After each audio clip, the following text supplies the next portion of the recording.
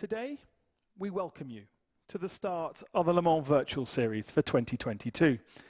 However, with the sad passing of Queen Elizabeth II last week, we wanted to take some time and pay our respects from everyone here at the Le Mans Virtual Series organisation.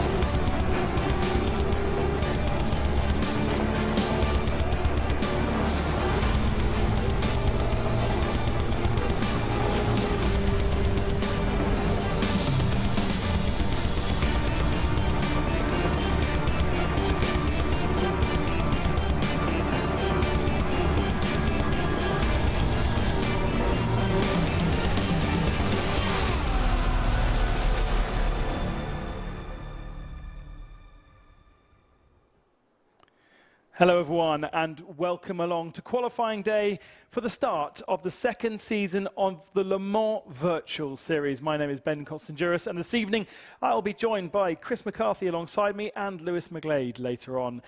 Thank you very much, Chris, firstly for joining me. We're getting bigger and bigger and better every single year. Yeah, we're here for season number 2. It's been quite a while since we were out there for the 24-hour of Le Mans Virtual, the second running. But, you know, it's been worth the wait. You know, we are bigger and better. You know, the entry list, absolutely fantastic. When that came out, couldn't take my eyes off it. It's going to be an awesome season. Not only the entry list has that got better, but the calendar has got even better as well. It's going to be really, really exciting season. This evening, we're going to kick off qualifying in the Bahrain International Circuit, a brand new offering in our Factor 2, and it just looks absolutely stunning to go racing at. The longest race, apart from the Le Mans 24 hours, that we'll experience in our virtual series. Yeah, and that means more points up for grabs as well. So this is going to be a really, really important round for the drivers, not only from a strategy point of view, but also because there's more points going up for grabs for the winner as well. So definitely an important round for the guys to get right. This could be where almost you put yourself 1 foot, you know, in front of the other in terms of the championship. This could where you get really a grip on the series going towards that 24-hour race if you get it right this evening. Bahrain is always a really challenging circuit and venue because you start in the day, you finish in the night. It's so hot in the desert, of course, but actually it gets very quiet and very cold in the evening. So the Goodyear offering of soft, medium and hard compound tyres could be used and will really mix up the strategy. Yeah, strategy was something that, you know, the Redline team did very, very well last year, and that's something that helped them win the title, particularly in the GTE class as well. So it's going to be interesting to see how the other teams react to that this season and see if they can go and counter that. But Redline in both categories, strategy-wise, was what they really had a stronghold of the championship last year in comparison to the other teams. Team Redline is one of the most famous names in sim racing, certainly well known in the real world of motorsport as well. But we have proper manufacturers coming to challenge them this year.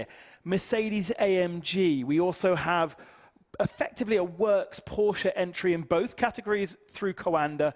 We are seeing so much, even more interest from these manufacturers in virtual racing. Yeah, and the Brabham name coming back as well is a, you know, a really exciting entry in the LMP class as well. So some heavy hitters. This is the Le Mans Virtual Series, isn't it? This is where all the big manufacturers want to be, and this is where all the big manufacturers are. Before we get on to our Le Mans Virtual Series qualifying, we are going to kick off with the Cup, and that allows 2 drivers from anywhere in the world to qualify and be part of a team, which will then enter in the Le Mans 24 hours with 2-star drivers. Last year, in our studio in Paris, it was Sebastian Montoya and Juan Pablo Montoya that those 2 drivers partnered with. And this is a little flavor of what it's like to be there.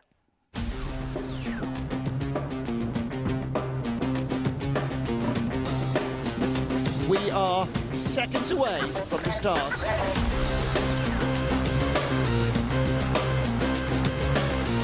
Formation lap is almost over.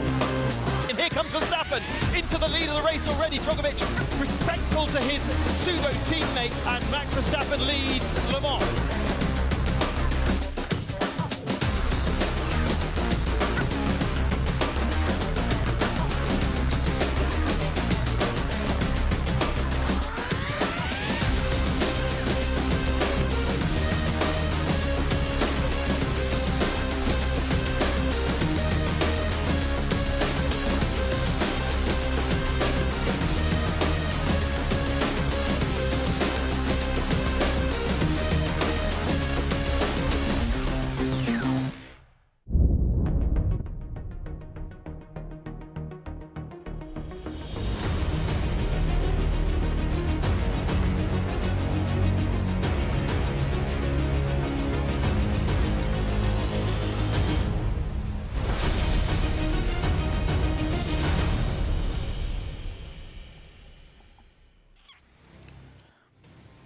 That journey for the prize in the Le Mans Virtual Cup begins here at Sebring. This is where we are going to kick off the battle. Who is going to win that prize that saw Luca Di Meglio and Christopher Högfeld last year battling with Juan Pablo Montoya and Sebastian Montoya against the rest of the field in the guest car. A fantastic prize it was for those two drivers who raced in the Le Mans Virtual Cup, then went on to race with Sebastian Montoya and Juan Pablo Montoya in the 24-hour of Le Mans Virtual against the rest of the field. And it's gone on to do fantastic things for the likes of both drivers, particularly Christopher Högfeld, Lewis.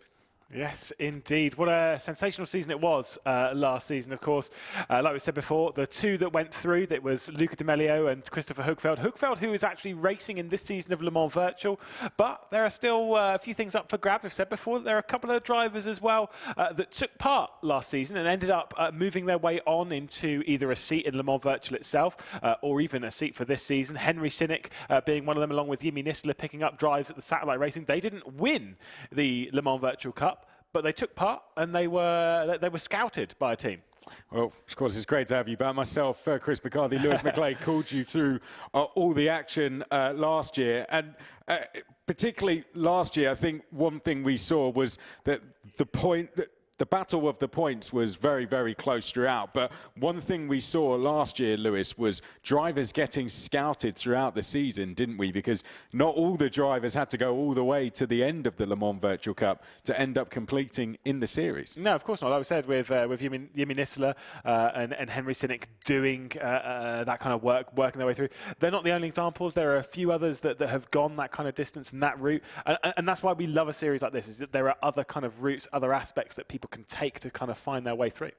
It's a fantastic series. We're going to see some fantastic battling all the way throughout. Of course, we're not going to see them go all the way the same series. They're battling for that prize to race in the 24-hour Le Mans Virtual. Lewis here did a little bit of an explain it into how the Le Mans Virtual Cup works. Here it is for you now. The Le Mans Virtual Cup supports the Le Mans Virtual Series across 4 rounds, with individual drivers battling it out for the chance to participate in the 24-hour Le Mans Virtual next year. Everyone taking part will be driving the Ligier LMP3 with identical fixed setups. Each round will feature multiple splits of 30 participants in a 45-minute rolling start race, with each driver required to make at least one pit stop during proceedings. We begin with the Sebring International Raceway, then we move on to Monza, then to Spa-Francorchamps, before we wrap things up in Bahrain. The 2 highest scoring drivers across the Le Mans Virtual Cup will land a coveted drive together with 2 special guest drivers at the 24-hour Le Mans Virtual in January 2023. Qualifying for the Le Mans Virtual Cup is open to everyone on the rFactor 2 platform, so if you'd like to get involved, stay tuned to our social media channels to find out when qualifying opens for the next round.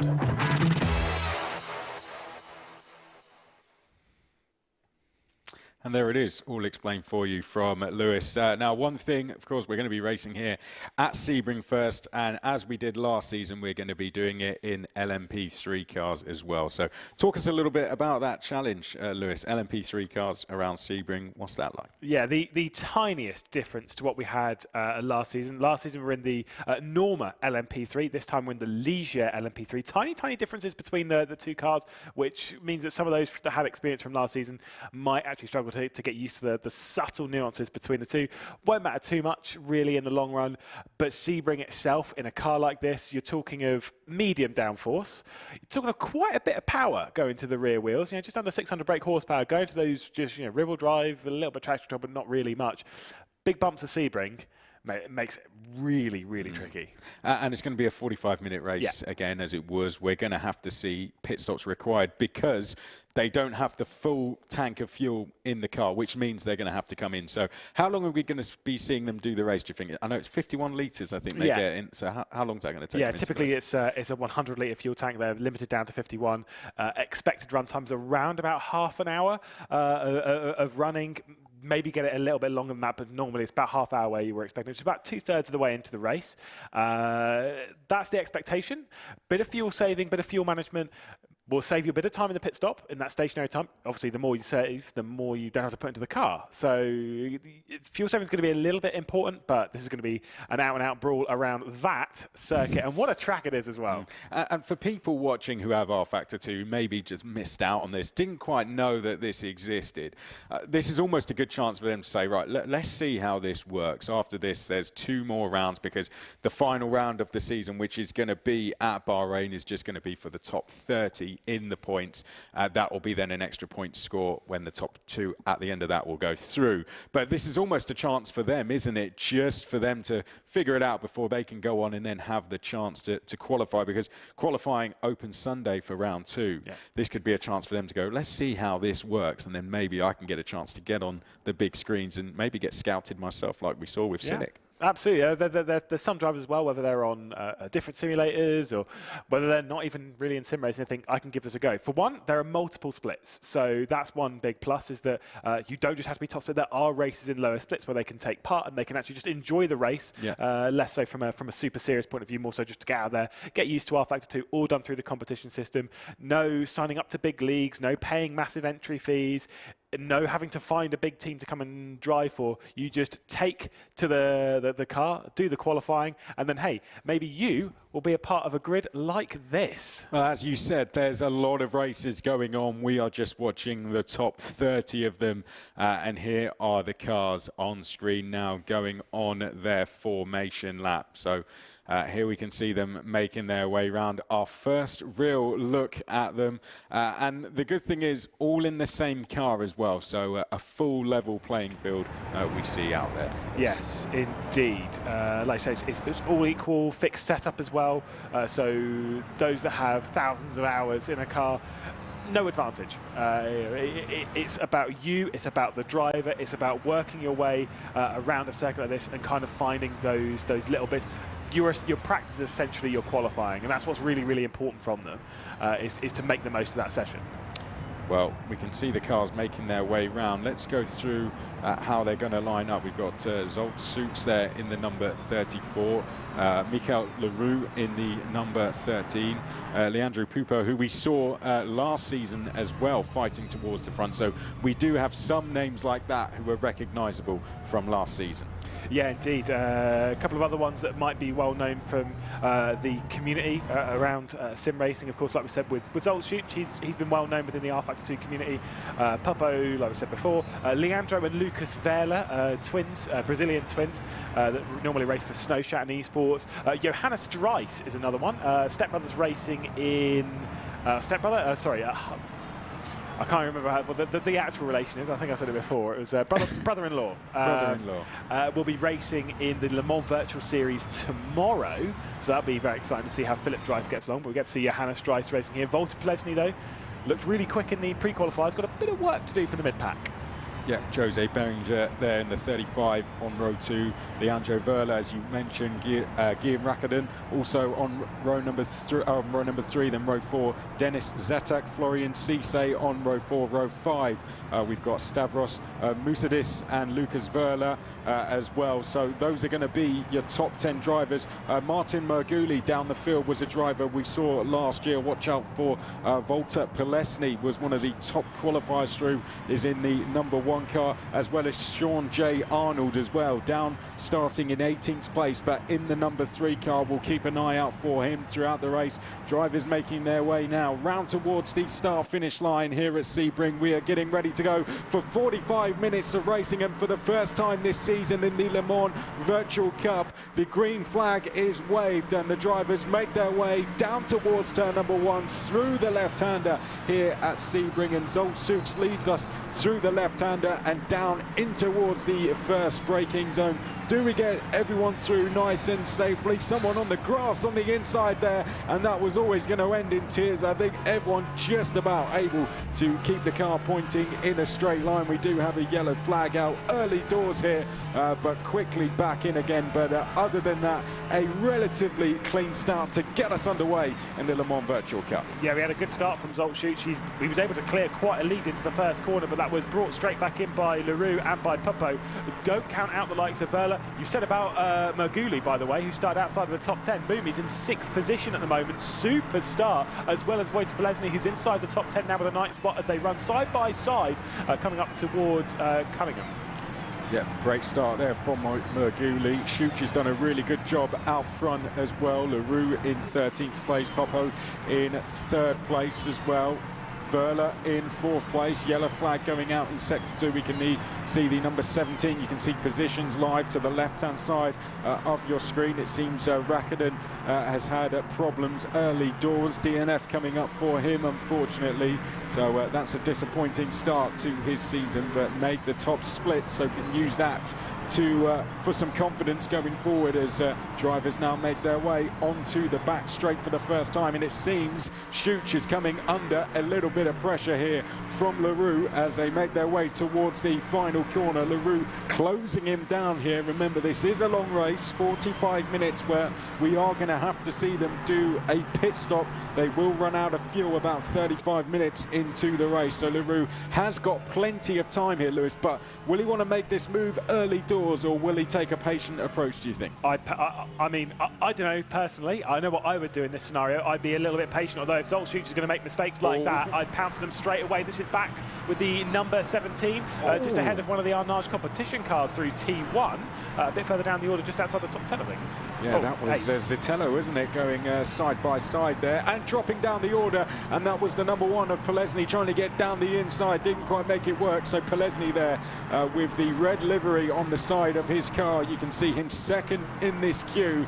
That is Polesny, who qualified as the number 1 driver, making his way now to the right-hand side of our screen. Polesny to the outside here, heavy on the brakes as they come into the braking zone. Polesny trying to go all the way round the outside. Brave attempt there from Polesny, not quite able to make it work, but this is a battle over 8th place, and this is taking Polesny more time than he'd like to get through into 8th place. He's made a strong start to the race, but he wants to get a move on, and that looked like a move being done there, and I think that was 8th place for Polesny as we look a little bit further down the order. I think here, a little bit further up rather, that's our battle for 2nd place going on. Yeah, indeed, Leroux ahead of Pupo. I've got to say, it was a big send for Wojtek Polesny to get up into that 8th position. I was wondering if that was going to open the door for the Arnage competition of Zetak to try and find through before we get down to the likes of Roland Zuch as well. It does seem as though Zoltz is just pulling away at the front of the field once again. You can see this, pulling over to the right-hand side. That's to break the slipstream immediately. Back over to the left, again, trying to break the slipstream before we get into that braking zone of the final corner at Sunset. It's so bumpy. You see how much they were moving around on the first lap. They do bounce over those curbs an awful lot. I think that's is that Polesny again, potentially on the move. We might see a little bit further back. Here's the number 20 car. We can see that Schuch trying to get into the top 10. Polesny is away and clear from this battle now, so you can see Polesny now trying to go after the number 32 car of Verla. Battle's going all the way down the field. They know what's at stake. This is the thing, Lewis, isn't it? They know what's at stake. It's that prize of racing in the 24-hour of Le Mans Virtual as we go side by side in towards the 2nd corner there. Not quite able to make a move. But tell us, for viewers watching, tell us a little bit about the background of most of the drivers we're watching on screen. Yeah, I mean, we've got the likes of Roland Zuch, who's not got too much. Wojtek Polesny, who's plenty experienced. Dennis Zetak. You've got Paul Auguste Lana, who's a couple of cars back in this battle. In fact, trying to attack Roland Zuch and moves him out of the way a little bit there. That's Paul Auguste Lana to come straight down the inside and drag it side by side off the corner. Driving in this for a team called Visceral. And Zuch has lost out an awful lot of time here. It was 8/10 clear before we got to this part of the race. And Zuch is coming under a lot of pressure from Leroux and from Pupo.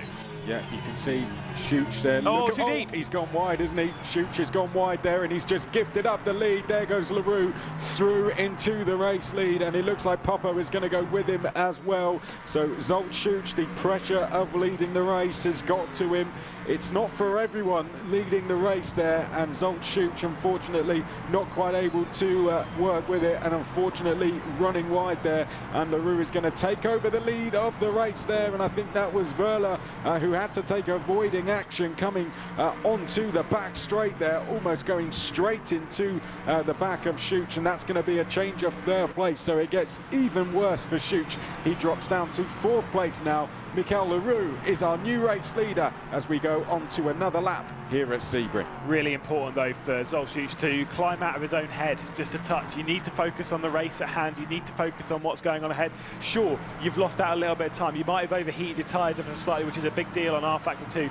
But realistically speaking, it's not too big of a deal. Zolcic is more of an open wheel specialist, so this is a totally different beast. I can't even describe the level of difference between an open wheeler and the Ligier LMP3.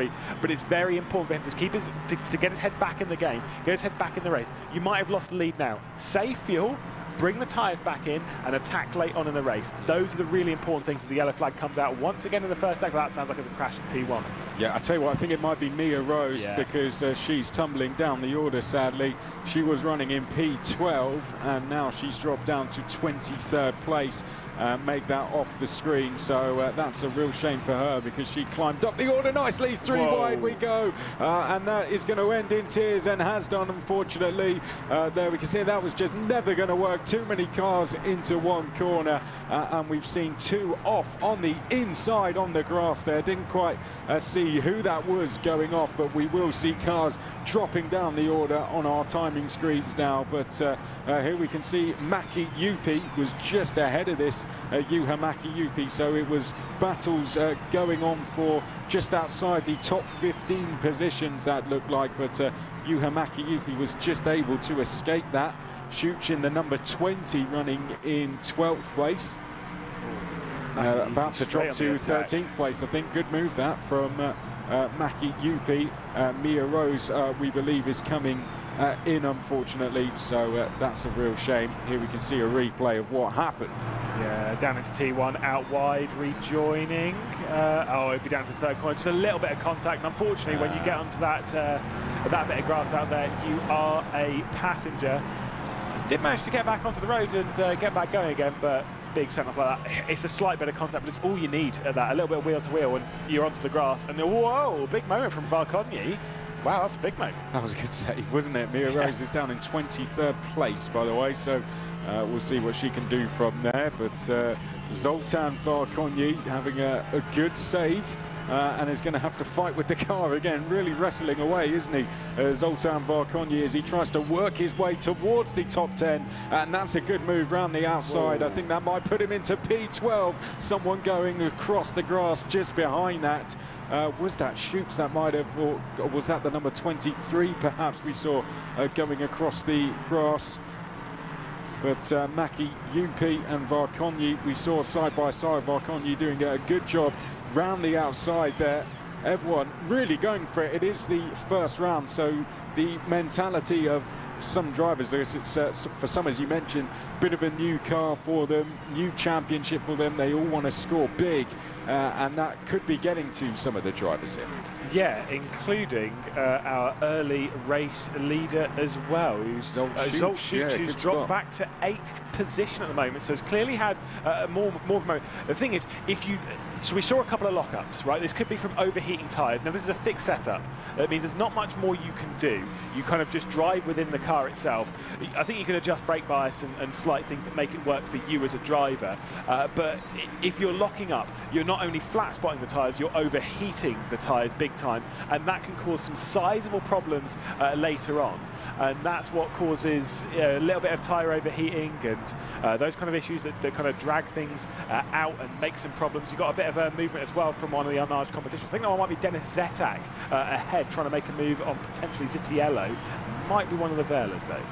There we can see the number 10, Varkonyi, in a really good battle here with Maki Yupi.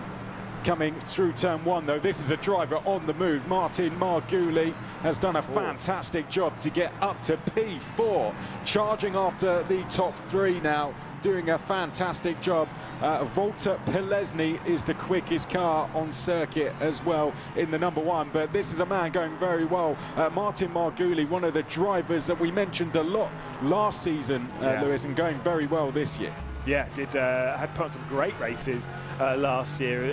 especially when it comes to moving forward. I've got to say, Wojtek Plesny, well, he said setting that fastest lap a couple of laps ago, also looking really, really strong as well, working his way forward. Dennis Zetak having a bit of a lock of the rears, coming down into the hairpin just on the rear end of Salvatore Zitiello, just locking it ever so slightly. Got Paul Auguste Lana as well. I think it actually might have been Zetak losing out to Paul Auguste Lana as well. So Lana making up a spot, who is also driving. This livery is visceral. We know that Paul Auguste Lana drives for, or used to drive for Volante.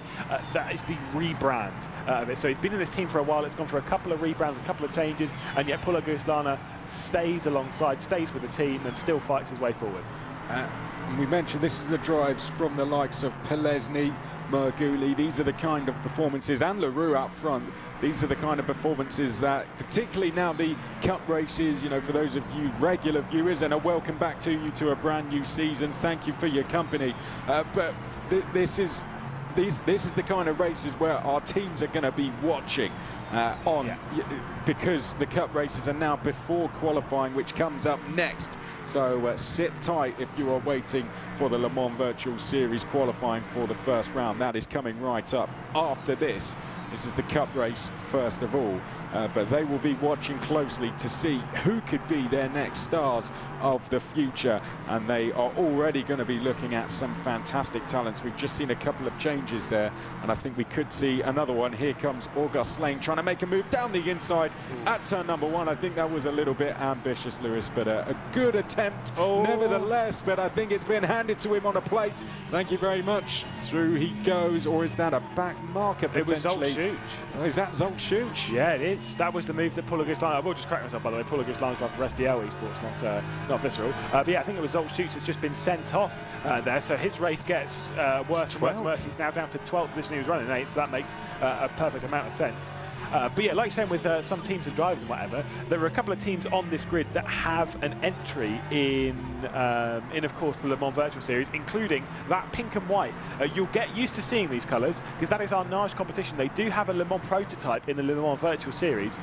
Now, I don't know if they're trying to field an extra car for Le Mans Virtual later on down the line, or whether they're just, you know, the drivers in this, maybe they're just trying to get an extra little bit on the grid, or just prove themselves, actually, maybe I should be one that you should pick in the squad as well. I like those little dynamics within each team. Here we see the number 17, Wojtek Plesny, by the way, is up to P6, is lining up a move for P5, purple, sector 2, absolutely flying through the field. Here we see Zolt Schuch. Can we work out what on earth is going wrong here? Our pole sitter, and it's all gone wrong, hasn't it, for Zolt Schuch?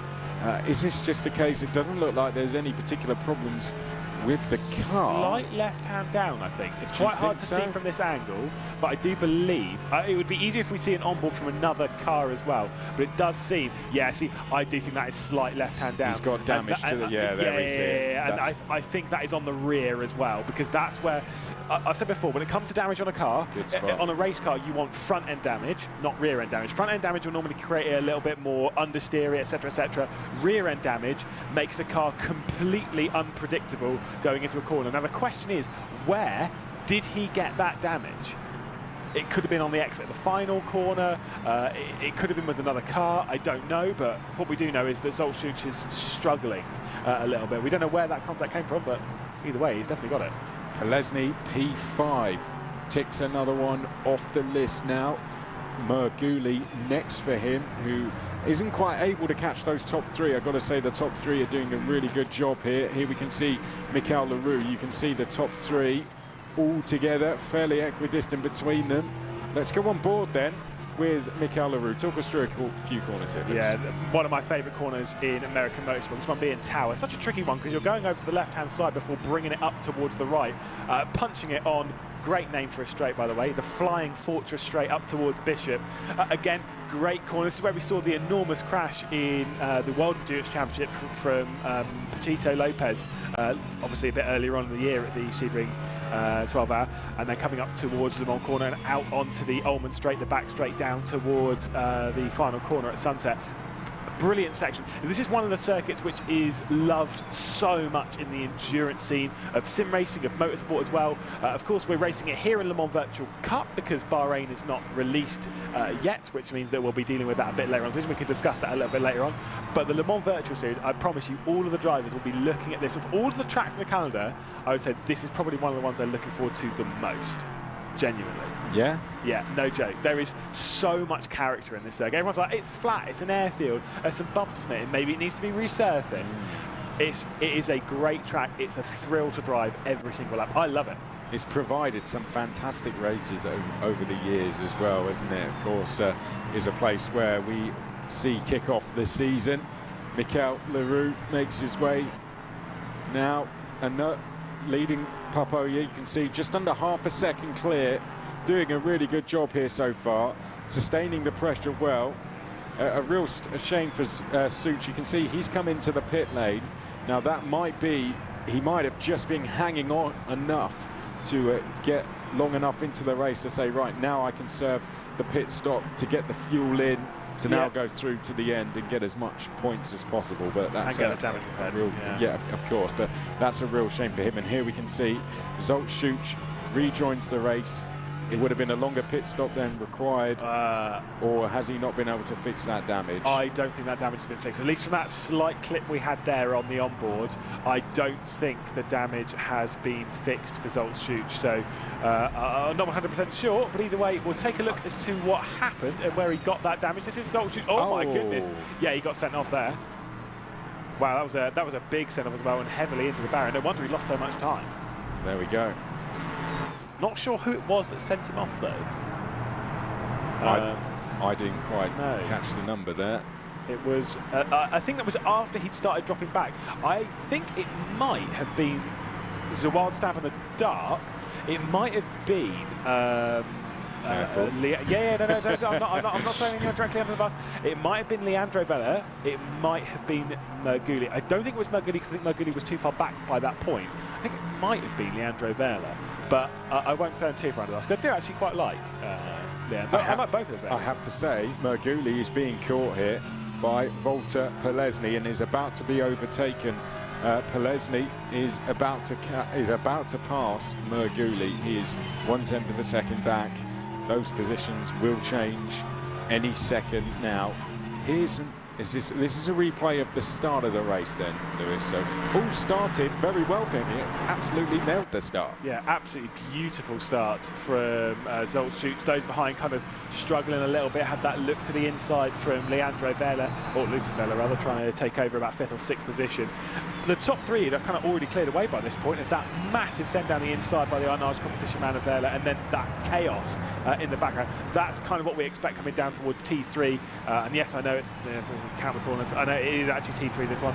It's a tricky. Whoa! Hello. Oh! Wow, we did not see that. It really all kicked. The number 24 there, Guillaume Racadon. That's why he was DNF'd straight away. I did wonder what happened to Johannes Dries. Sean Arnold as well. Unfortunately, his bad luck continues. We saw Sean competing in the original Le Mans eSports, where this, of course, where we saw this very journey beginning, Le Mans eSports, and Sean Arnold was part of that. He's done a lot of racing. Yeah, well, that was, of course, he raced in that back in 2019. Sean Arnold, unfortunately, he was very quick last year as well, qualified 3rd in the split coming into this event. Unfortunately, it's just not worked out for him. A DNF, and that is very similar to what we were saying about him last year in the Cup Series. Yes, having great pace coming into it, but then losing out of the round for one reason or another. That's sometimes how it goes. That is just how these races tend to unfold. Bit of a moment there from Popo as well. So Leandro Vella is going to look to the outside and doesn't send it in the number 27. But I will say there's a little bit of a gap forming between 1st and 2nd. And also Pelesny up into 4th. 6 seconds behind. Is he going to be able to catch? Here we go. Talk us through this one then. This is Sean Arnold going out. Yeah, down the inside. He lost it. He absolutely lost it on the rear himself. That was like he was going side by side, fair enough. And I think this might be a pulling over to escape to get off. Maybe he had too much damage. Maybe it was a solid RQ. But either way, out of the race, unfortunately for Sean Arnold. Bit of a shame.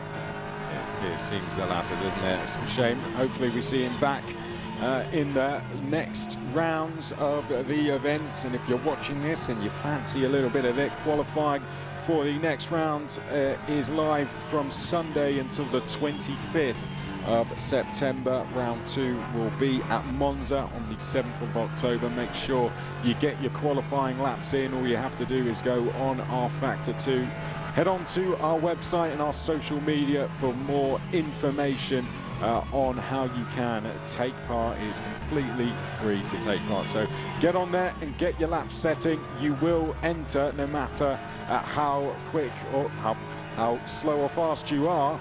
But if you're in the top 30 of the qualifying lap times set by the 25th of September, then you will take part in the top split, which will be the televised event, which goes out live before the Le Mans Virtual Series qualifying, which will be following this. Of course, qualifying for round 1 of the season 2 coming up next.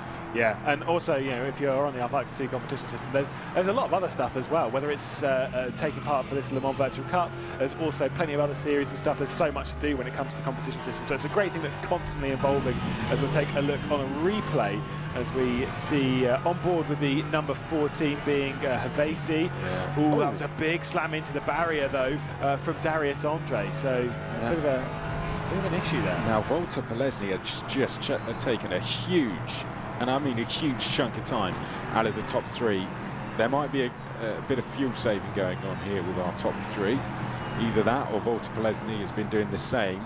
We are getting close to that point, surely. 45-minute race. How far away would you say we are now? I would genuinely say, look, you want to run this out as long as possible. So one thing that, right, let's talk strategy. Let's talk shop.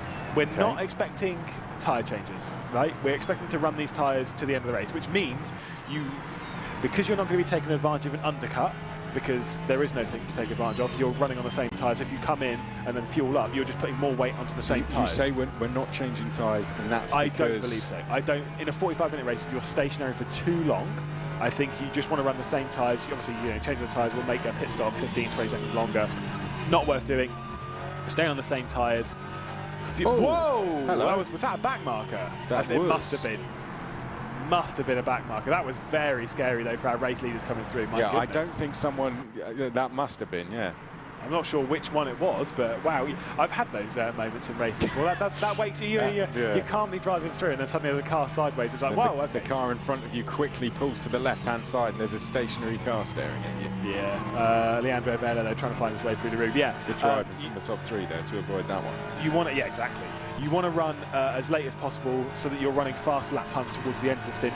Fill up with 15 minutes worth of fuel that you need as late as possible, and then bang, get on with it, finish the 15 minutes as we see a replay with car 25. Now, I think this is where we saw this incident. Yellow Binsbergen. Oh, yeah, that is scary. Wow. Oh, to be fair, now was that LaRue that I actually? Don't believe, because Papo's now leading the race. It might have been so LaRue has actually hit Binsbergen there, and Papo now leads the race. So we are going to be seeing. I wonder, are we going to be seeing? Oh, it was an orange car. Yeah, a bent steering wheel on LaRue's car as well. Now I wonder. Are we going to be seeing similar steering damage to LaRue's car? We're on board with 3rd place Verla. This is looking back from Papo, who was in the right place at the right time to avoid the car there and go through into the race lead. LaRue had done everything right, but Binsbergen just spun at the wrong time. It's bad luck, unfortunately. For me, Jelle Binsbergen does the right thing as well, is that he remains stationary. He keeps the brakes on. Yeah, he stays still until they've all gone past. Because the thing is, if you're a moving object, you're unpredictable. It's a struggle to see. If you're a stationary object, you're easy to avoid in a sense, is that, like, you're not moving. I know where I need to go to get round you. As soon as you try and get off the race line, which is your natural instinct when you've gone sideways, is you want to get on with it straight away and you want to get out of the firing line. And sometimes it is the worst thing to do because you can't see where they're going. It's very, very tricky. Here we go. Here we go. Here we go. Let's have a look what happened. This is on board with LaRue. Yeah, so it was there. It's such a slight bit of contact. It is such a slight bit of contact. It looked a lot worse from off-board than it did from on-board. Someone came into the pits there. That was Verla. Verla's the first of our top 3 to pit then. Right. Pit stops are underway. So earlier than you expected, perhaps? Yeah, big time earlier. The thing is, I know some people might question maybe they were started with lower fuel because the car's lighter. You can go on the attack a little bit earlier on in the race. No. Also, there is one thing as to why you might want to pit at least one lap earlier is for anyone who's new to rFactor 2, contact is on in the pit lane. Citiello runs wide and opens the door potentially for Varcogni to come straight through, coming down towards T3, as there's been a crash in the background as well. Yes, there has, but that was a good move. We were watching this there. That was the number 17, wasn't it? Heures, Citiello being passed. That was Varcogni getting past, I think that might have been. Change of position there for 10th place. Zoltan Varcogni now through. These two have been together pretty much the entire race. By the way, Polesny has brought the gap down to the top 3 to less than 3 seconds now. He's done an absolutely superb job. It just comes down to how long does he spend in the pit lane in comparison to those. He might have burnt a little bit more fuel, might have to put in an extra couple of litres. I can't remember what the fill rate is. I think it's about 3 litres a second. In a car like this, might even be slightly more than that, which means if he only has to put in 2 or 3 litres more, might be stationary for 1 or 2 seconds more, which, considering the pace that he's got comparatively, I would take that every single day of the week. I don't know though, we'll have to wait and see. You can see as well Zolt's Schuch having more issues in the background, and Gabor Havesi might try and get through coming up towards Bishop. That's an interesting attempt, trying to get alongside before coming through this section. It narrows up so much rolling through this section of the racetrack. As I was saying though, contact is on in the pit lane. Everyone's got to remember that. You can't. I'd want to come in a lap earlier, right? Just to keep out of the danger zone. Because if you come in with everyone else, I promise you, you're almost guaranteed a damaged car. LaRue comes into the pit lane then from 2nd place. Right, LaRue's in. Polesny has stayed out. Merguli has stayed out as well. Lucas Verla comes in as well. So Verla is in. Right, we're seeing quite a few cars coming in now. Maki Yupi is in. Citiello is in as well. I think, from what we were saying earlier, this might be the last lap you can do. So we're going to see. Oh, who was that? Someone had spun there, hadn't they? I think it might have been Kainek. Potentially. Well, he just come out the pit lane. I'm not sure. I don't think Kainek did. I think he was coming out of, or he was on the pit lane like relief road after spinning out there from T1 potentially. I'm not sure. I can't guarantee that was the Kainek's running in 11th place, so yeah, that would make sense with it. So Kainek, we think maybe had a brief spin. This might tell us the story. Let's find out. It's the number 11 car, which is Christopher Kainek. Makes a move down the inside. Ooh. There we go. Turned in on a little bit by Darius Andre. Darius Andre was in 10th, and he was 11th. I say turned in on, by the way. The line through there is a little bit hard to see from that camera angle. It could have been Kainek missing the apex quite significantly. So obviously they'll dispute that one between each other and get on with it. Kainek going for another moment. See you, son, as we are right on board with Donat Prodan. Boom, that's an easy, that's a freebie. And that one was definitely his fault. Christopher Kainek off into the grass there and rejoins. And I think a little bit of frustration in that mistake there, wasn't there, from what has just happened. Also overheated tyres. That will cause a problem. There's that as well, wasn't there? Here we go. This is going to be Leonardo Popo coming in, and Polesny, who has brought the gap down to 2.3 seconds. Now we just have to see what happens in the pit stops. Does anyone go a lap longer? Merguli in, Berenger in, Paulo Gislana in, Zetak probably in as well for our nice competition. So again, reminder, contact is on in the pit lane. Leandro Papa comes into his box quite nicely, did slide in there a little bit. And this is what we're talking about. This is what they wanted to avoid, because this is busy in pit lane. Yeah, everyone, a couple of cars have gone across the line. But other than that, Wehrle in the 27 came across the line. Here we go. Is that Polesny right behind? Here comes Popo out of the pit lane. Yes, Polesny has stayed right behind, so he's managed to do it with the fuel. And there we can see one of the other cars was that Leroux getting just back here. Here we can see Popo in the number 8 has come back out 2 seconds ahead of Polesny. Leroux is actually behind this, isn't he? So Wehrle in the 27 went across the line, but look what that's done to the top 3. I mean, I know it says 2 seconds on your screen, but I can guarantee you that gap between Popo and Polesny is lower than 2 seconds. That is incredibly close between the two of them. So Polesny, there you go, it's updated there. 1 second. 1 second. He's got Wow. Wehrle directly behind. Polesny, after starting in the mid-pack of this race, is on the charge and is well in contention for victory here this evening. Wehrle in 3rd, then we can see Leroux next along in 4th place. Here's a busy part of the circuit where we see Gabor Hevesi, as we saw loads of the cars just piling into the pit lane. It got very busy. Hopefully there were no incidents. This is the number 14 car of Hevesi, which is in the midfield, just behind Varkonyi. Mass ahead of that, Zitiello behind, Schuch in the 34 next. Rose, who is trying to recover after that off a little bit earlier in the race. An unfortunate incident for her on the recovery, 21st in the race so far. No doubt carrying a little bit of damage on that car, though. Let's say you're Zolcic, right, who qualified as the 30, he's in the number 34. That's the position they essentially qualified their way into this in. Which means that he wasn't even supposed to be in split 1. He was supposed to be in split 2. And yet he started it, he led a lot of the front. And yet I guarantee he's still going to be super disappointed. We can see Roland Schuch losing out a position here against Zitiello, or trying to go side by side with him anyway. Yeah, side by side we go, and Zitiello gets down the inside, and that's going to be a change of position a little bit further down the field, but only briefly on the switchback. Schuch is going to get a little bit further behind, but Zitiello will have the inside line coming down towards the first corner, and Zitiello will get the place confirmed in towards turn number 1. Good driving from the pair of them there. Good racing going on in the Le Mans Virtual Cup once again. Oh, too deep. That is way too deep from Zitiello. On the brakes, as you said, and he's opened the door, and good driving leaves enough space on the inside. Lucas Wehrle has the best seat in the house for this one.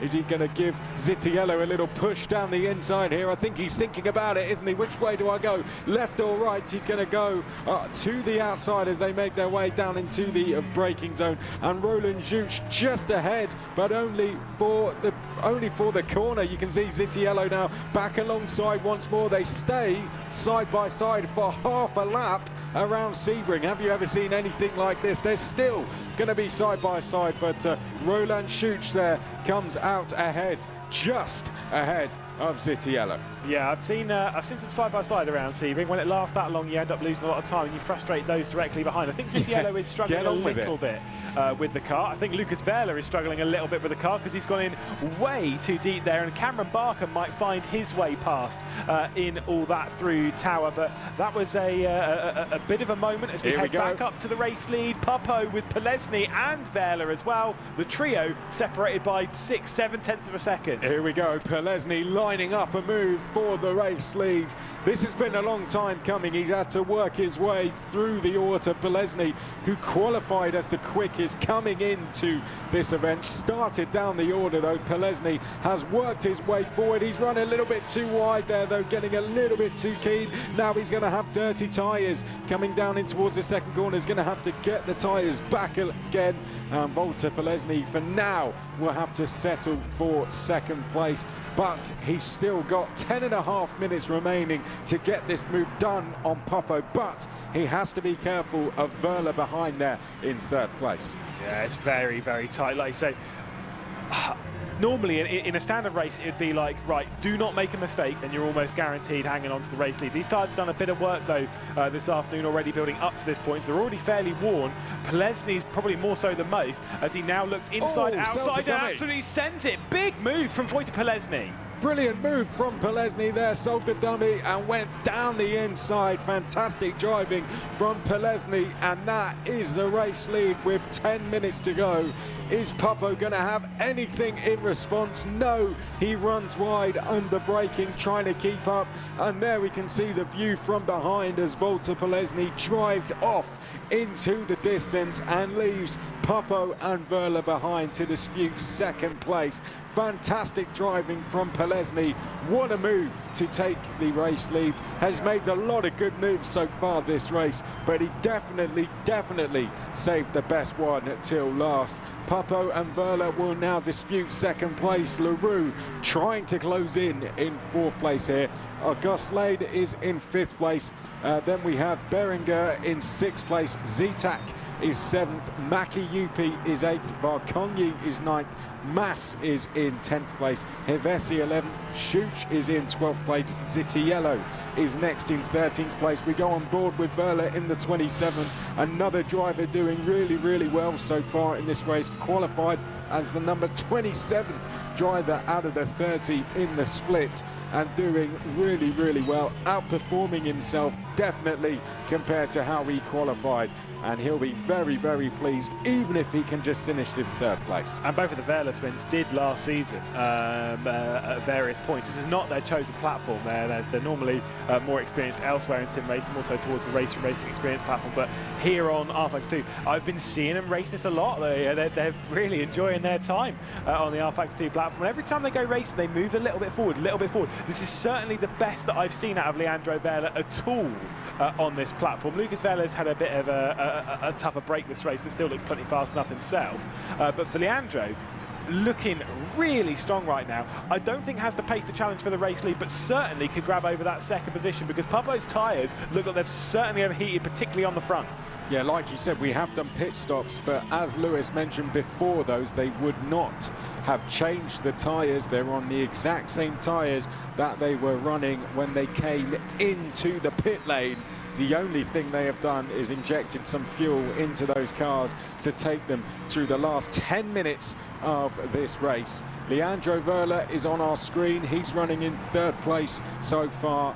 This is the Le Mans Virtual Cup. At the end of 4 rounds, the top 2 will go to the third running of the 24-hour of Le Mans Virtual, and they will compete in the guest car. Last year we saw Luca D'Amelio and Christopher Hookveld, the top 2, compete with Juan Pablo Montoya and Sebastian Montoya, who was recently competing in the FIA Formula 3 Championship. They competed in the guest car together. Who is going to follow in their footsteps? So far, Polesny and Papo are doing a really good job. There's still a long way to go. It's a point scoring system.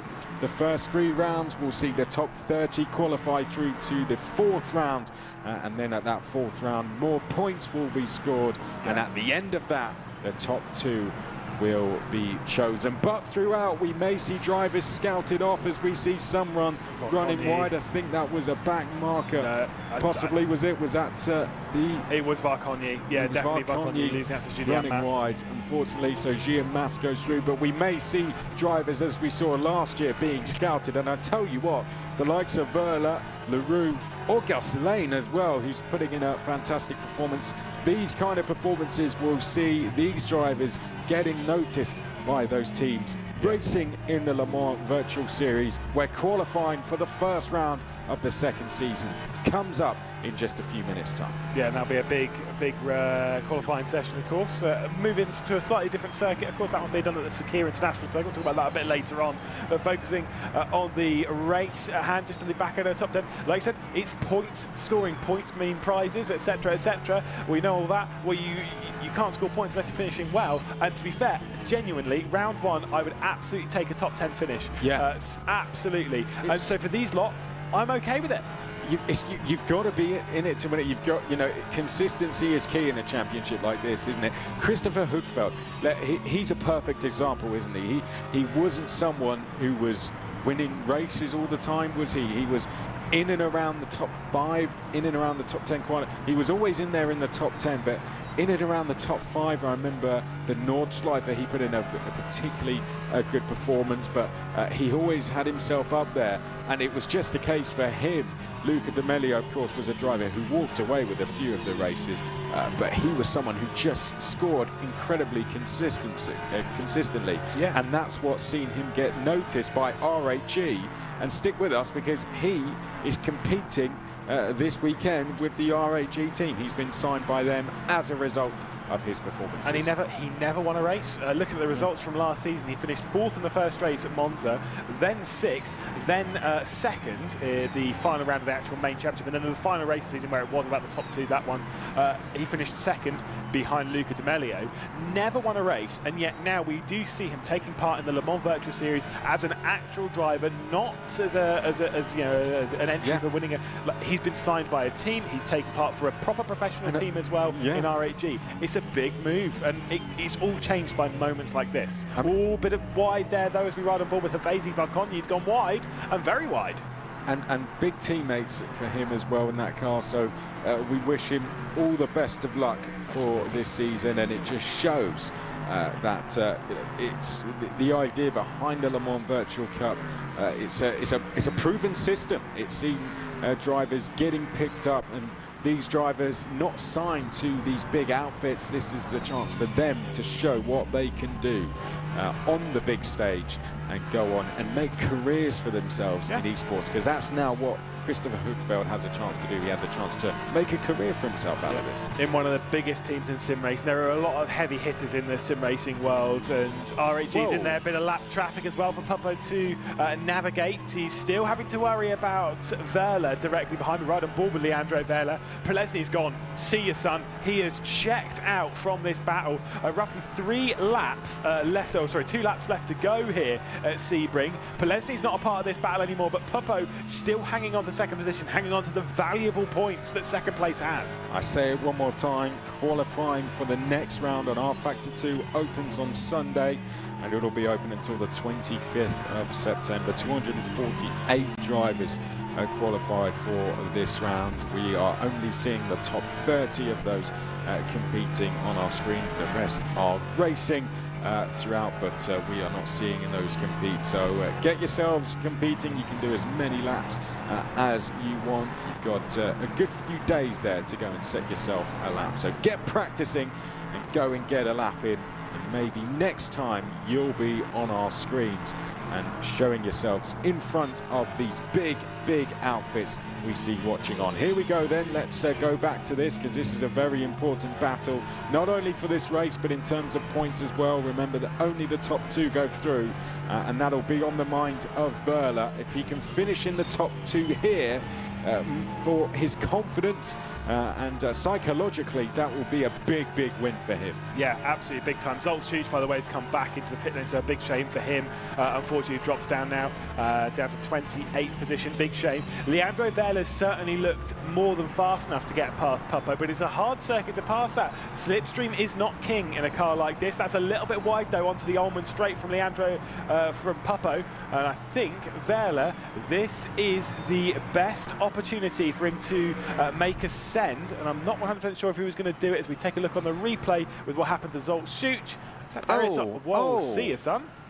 Well, there we go. That was a big one. Up and over for Zoltz. Ends spectacularly. Started at the front, ends upside down, sadly. It's all gone horribly wrong for Zoltz. Started the race from pole position. We saw him leading the field through there. Sadly, he ended his race in a very different situation. Whoa, there goes Verla off the circuit. Wow. Manages to get it back on, and that could be his last opportunity to get past. Has been putting the pressure on Pupo, but Pupo has sustained that pressure incredibly well.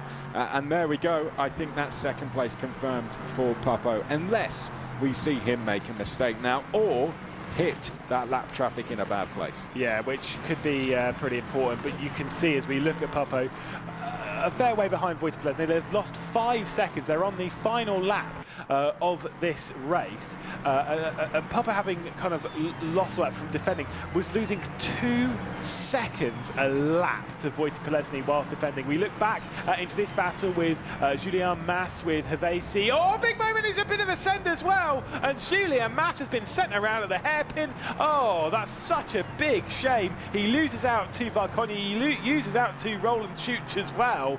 And that was, I think, a bit of a solo moment, locking the rears slightly. So easy to do.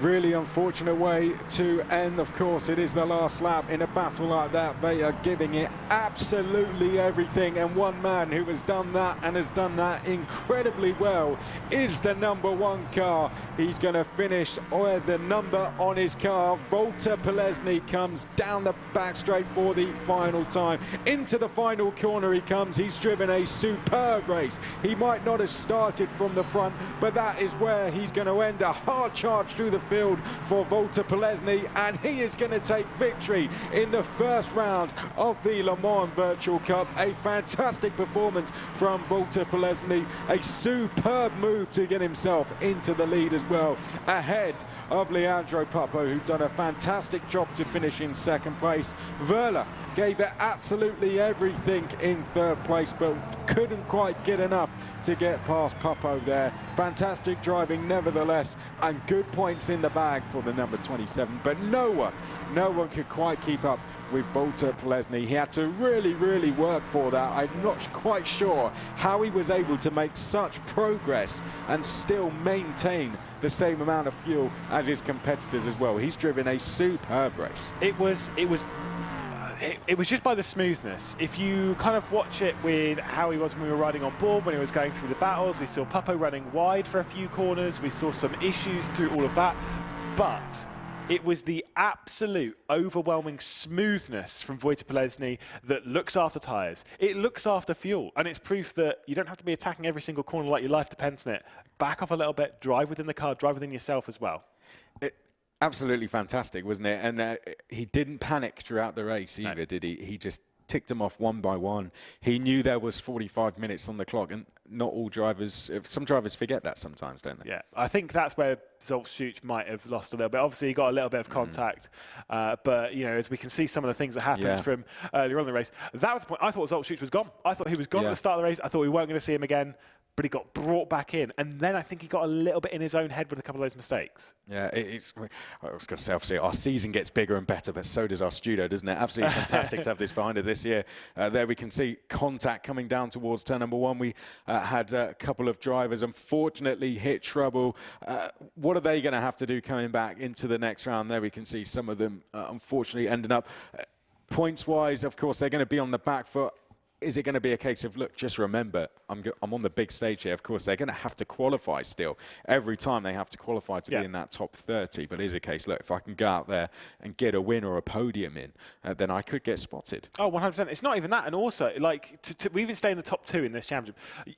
I think one bad round is kind of like not awful, right? That sounds crazy, but trust me, over the 4 rounds that we're going to have in this season, we go racing at Monza, we're going to have drama at there, we're going to have drama at Spa, we're going to have drama at Bahrain as well.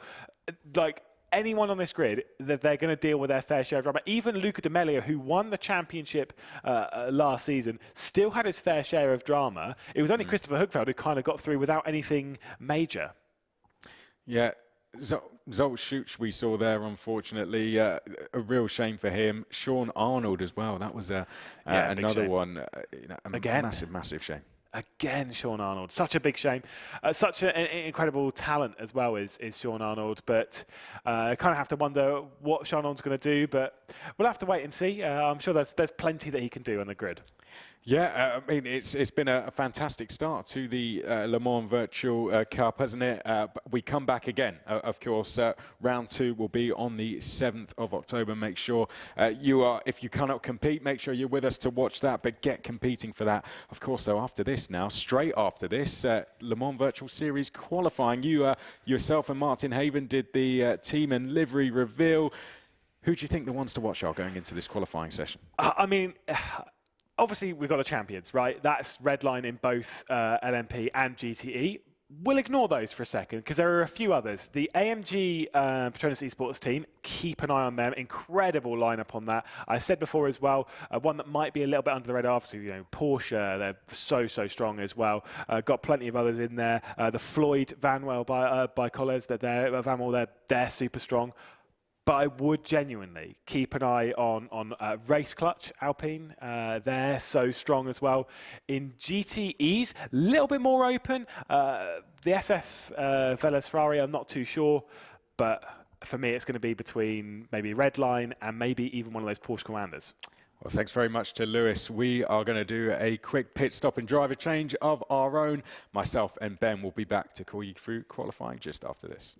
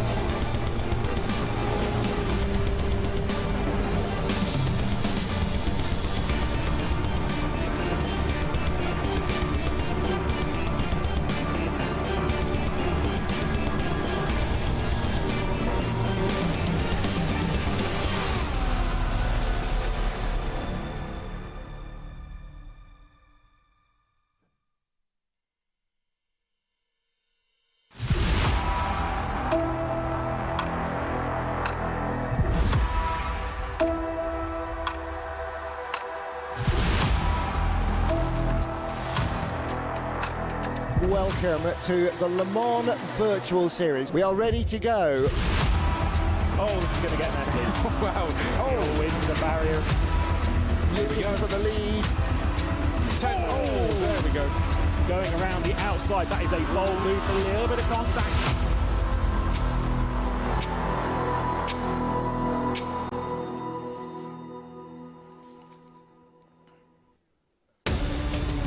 The deserts of Bahrain, the Bahrain International Circuit is the venue for the first round of this year's Le Mans Virtual Series, and we are getting set for qualifying for what is the best and biggest stacked grid of LMP2 and GTE cars that this competition and sim racing has ever seen. I cannot wait to introduce you to some of the biggest names in the world of sim racing and real-world motorsport participating virtually here in a brand new circuit for rFactor 2, the Bahrain International Circuit. And doesn't it look stunning? You can't tell between the real and the virtual shots between our different mix-up of GVs here.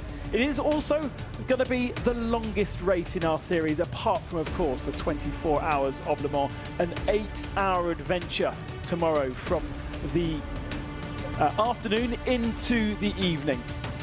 We do have a 5-round series starting off here in the Middle East with the 8 hours of Bahrain. We then go to Monza next month for 4 hours around the famous Italian circuit with Spa-Francorchamps, Sebring, and then the Le Mans Virtual, welcoming the 2023 year. My name is Ben Costenjuris. I'm joined, as you've already heard, from Chris McCarthy, and we are fizzing with excitement here in the studio because not only do we have our massive names from the world of sim racing winning from last year, but they're joined by some huge names in the world of real motorsport as well. Yeah, it's a fantastic lineup, isn't it? Throughout both categories, really. I mean, particularly the LMP field, though. You know, some of the team names we've got in there as well, the AMG team, the Porsche team as well. Some of the drivers in there, absolutely fantastic all the way throughout. It's really hard to pick a winner. I think season one, you know, 2.5 points between the top three just shows how competitive it was. I think we're going to be adding to that this year. You know, there was those top three, but 2.5 points between them. I think we're going to add to that even more this year with that entry list that we've got. If you've just stumbled across the Le Mans Virtual for the first time and you're wondering what this is all about, we have tweaked a few things for this year, and here is your explainer.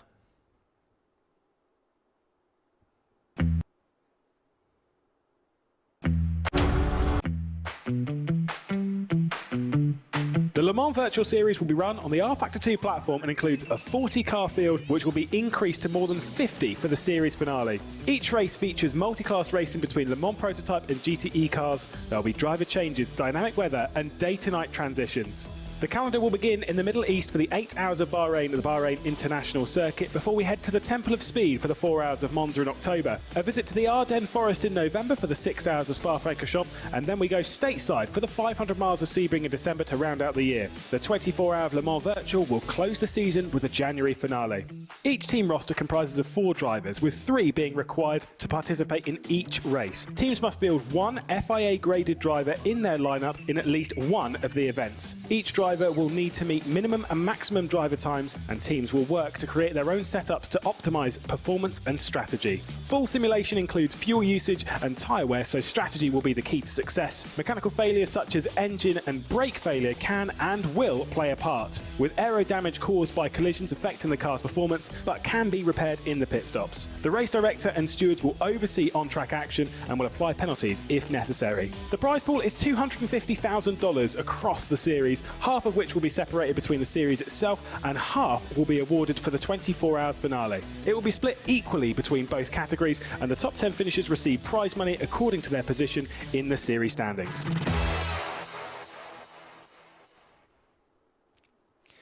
And the headline there, $250,000 on offer across our season, with the split for the Le Mans Virtual, the 24 hours, the big peak of our series at the end, well, at the end of our year, but at the start of 2023. And the rest of the season doesn't count for nothing, though, because we do have plenty of points on offer and therefore prize money as well, especially with this round being 8 hours. Yeah, more points go out for grabs, 38 to the winners in comparison to the usual 25 if it's a much shorter race. So, yeah, this is a really, really important round. You know, you could really get ahead in the championship if you get a good result here. We saw that with some of the longer races last year, but it's a step into the unknown as well, isn't it? So for us as a series, in a virtual series anyway. So it's going to be really interesting to see how we fare here.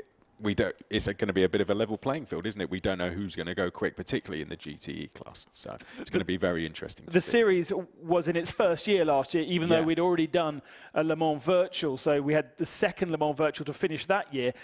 All of that experience they gained last year will mean that the level will have risen, and all the teams that were quick to prepare, that had their advantage, may lose that advantage this year with everyone else catching up. Yeah, I think what you mentioned there with Redline being so competitive and winning both, I think there was an essence, and to take nothing away from them, I think that they were just so well prepared for the series and with the platform and things like that, that they just done so well, didn't they? And I think there was potentially an element to that, and there were some of the teams that we saw we would talk about them, what fantastic driver lineup some of the other teams had, but they didn't quite get the results that maybe we would expect them to do. They've had a lot of time, they've had a good few months now to prepare, they know what's coming, and I think because of that, we might see a lot of a closer field this year. So, yeah, I'm excited. Everyone knows what's coming now. Everyone knows what to expect. So, yeah.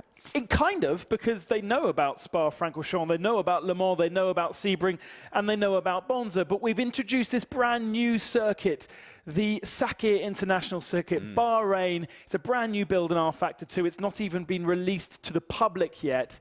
And this is the layout, the traditional circuit, not the oval that we saw once in Formula 1. But it's been a mainstay for WEC for many, many years. And actually, over the years, we've gone into this day-to-night race. It's a really good track to race endurance racing. I love it. It's got a bit of everything to it, hasn't it? It's got the long straights, heavy braking zones. Here we go. Here's one of them, straight into the first corner. We're going to see a lot of overtaking into here, particularly in the early phases of the race. And then this is a great part of the circuit, long sweeping corners through where we're going to see the LMP cars really motoring through here, and this is where we could see the GTE cars really tested as well, particularly on tyre, where this could be a section of the track which comes into play. Qualifying has begun for the GTE category. We've got 20 minutes of qualifying for both categories of car, but the categories are split into two, so there's not too much traffic for the GTE cars to worry about from behind and the LMP2 cars to worry about from in front. We should have about 15 minutes remaining of this session, and we're following a Red Bull team which has switched from the LMP2 category down into the GTE field. An interesting choice from Dennis Lind and G2 Esports that run Red Bull Racing, known as Oracle Red Bull for this season. Yeah, I mean, I think this is the team to watch for me in the GTE class. It's just an incredibly strong lineup. You know, Yuri Kazdorp out there, a big name in esports. Dennis Jordan likewise as well. They've got Cooper Webster in for this round as well. But there are some heavy hitters from esports in this car. Yes, they might not be used to racing in the GTE category. They're going to be used to the LMP, but I think they'll very quickly adapt. You know, incredibly talented team, and yeah, I think they could be the dark horses in that category. Very different style of racing in GTE. You really do have to be careful with the traffic coming through, making sure that you allow space for those LMP2 cars, and it tends actually to be a much more condensed affair. We also should point out that they are aiming for a 1 hour stint per, and therefore should be doing 7 pit stops. Whether they can achieve that at this particular circuit will remain to be seen, but that is a longer stint than you would usually do in LMP2.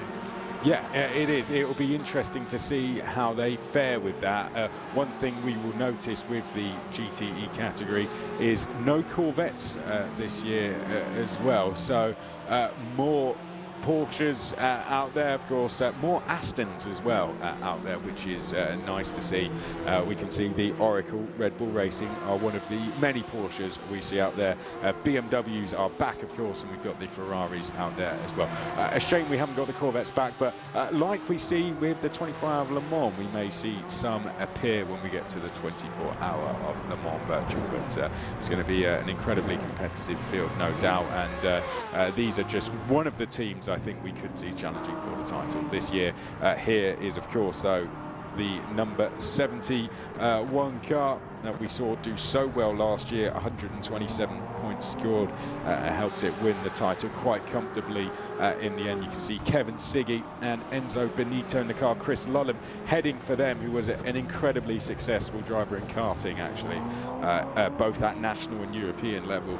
So great to see Chris also with them as well, but these are going to be very hard to beat. It is a Redline machine. It's run by Team Redline, but it's basically a BMW Works team. The way that BMW enter sim racing this year is by spreading their support across different Works teams. And so we have 2 Works BMWs involved in the GTE category. At the head of the field, BMW Redline, and then BS Competition is another sim racing team that have the responsibility of carrying BMW, and in that team, ex-BMW Works driver Bruno Spengler as their pro driver, and we will see Bruno participate in this first round of the series. You nominate 4 drivers, one of which needs to be FIA graded, as we heard from the explainer, and quite a few of the GTE teams have been campaigning their pro driver in this particular race, unlike what we'll see later on in LMP2, where there are many more famous names but actually not appearing in this first round. Yeah, and here we can see Kevin Siggy watching. We can see the onboard, we can see him. The focus of Kevin Siggy, and this is the beauty for those new viewers. This is the beauty we get. You can see the drivers without a crash helmet on, so you really get a view of their reaction, and that becomes particularly interesting when we get the pro drivers in who are not used to having that. But Kevin Siggy straight down to business. 2 of the Ferraris trying to challenge early doors, but it's as you were, isn't it? BMW Team Redline leading from the front. We're only approaching halfway into this qualifying session, but I think they'll be quite keen to lead straight away here. They'll want to make a statement early doors and get pole position. Interestingly, we saw Yuri Kasdorp come out in the Porsche Red Bull machine. It's gone back into pit lane and not set a lap time. We're still waiting for 2 cars to set a lap time themselves, and the number 10 machine, which is Mahler Racing, also campaigning a BMW. Those are 2 cars that have yet set a time. Those are 2 cars that have gone out, come back in, and are now on their effectively 3rd stint of this session, with half the session gone.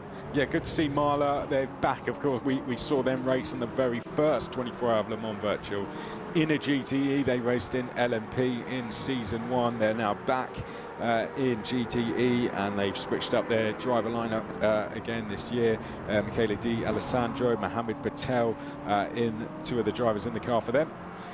Kevin Seagate coming to the line, though. He is fastest so far with a 53.430. Now he crosses the beam and improves by 0.2 of a second, so puts himself over 0.2 clear of the 26 Sim Maranello Ferrari, which is for the moment in 2nd position. 2 Ferraris, although that's now changed with the 77 Proton Coanda Esports machine coming up into 2nd position. Australian Dean Warren piloting that car. Yeah, and you mentioned teams that learned a lot from last year and could challenge this year, and I think this is one of the lead forces, if not the lead force, in that this 77 Proton car. They were very strong last year, and I think they would have taken a lot of lessons out of last season. Definitely one to keep an eye on this season. Their 88 car did very well, finished in the top 3 in the championship. Interesting that Coanda have refocused with the help of Porsche into the LMP2 category, so they want to win this outright. And the Coanda kind of, let's say, more customer-focused cars, Proton being a customer provider in Le Mans, are now in they've still got 2 Porsches in the field, but they're not with the Porsche Works livery. They're with the VRS, the Virtual Racing School, and Coanda-backed liveries. So that kind of gives you an idea of where the backing is coming from. We're used to seeing Porsche in GTE, but the focus has now moved to winning this outright. And we saw ProDrive there making their way into the pit lane, one of our rookies for this season, along with the likes of P1 Esport, who come up onto your screen now. So a few new teams to get used to. Another one is Satellite Racing rookies, likewise, as is Sim Maranello. In Speed as well, who we'll see throughout the all-Chinese driver lineup. But this is another new one, P1 Esport, making their way now through in towards turn number 10. And onto the back straight they go, just finding their feet so far.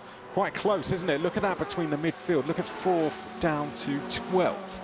0.2 of a second between about 8 to 10 cars there. Absolutely fantastic stuff. I know Race Control were talking about making sure you stay on the circuit between turns 10 and 11. They don't want drivers putting 2 wheels out on the outside, entering that next section of sweeping left-handers. Yuri Kasdorp did kick up the dust there as he turned in to the left-hander. Time is not good, lost a lot of time in the middle sector.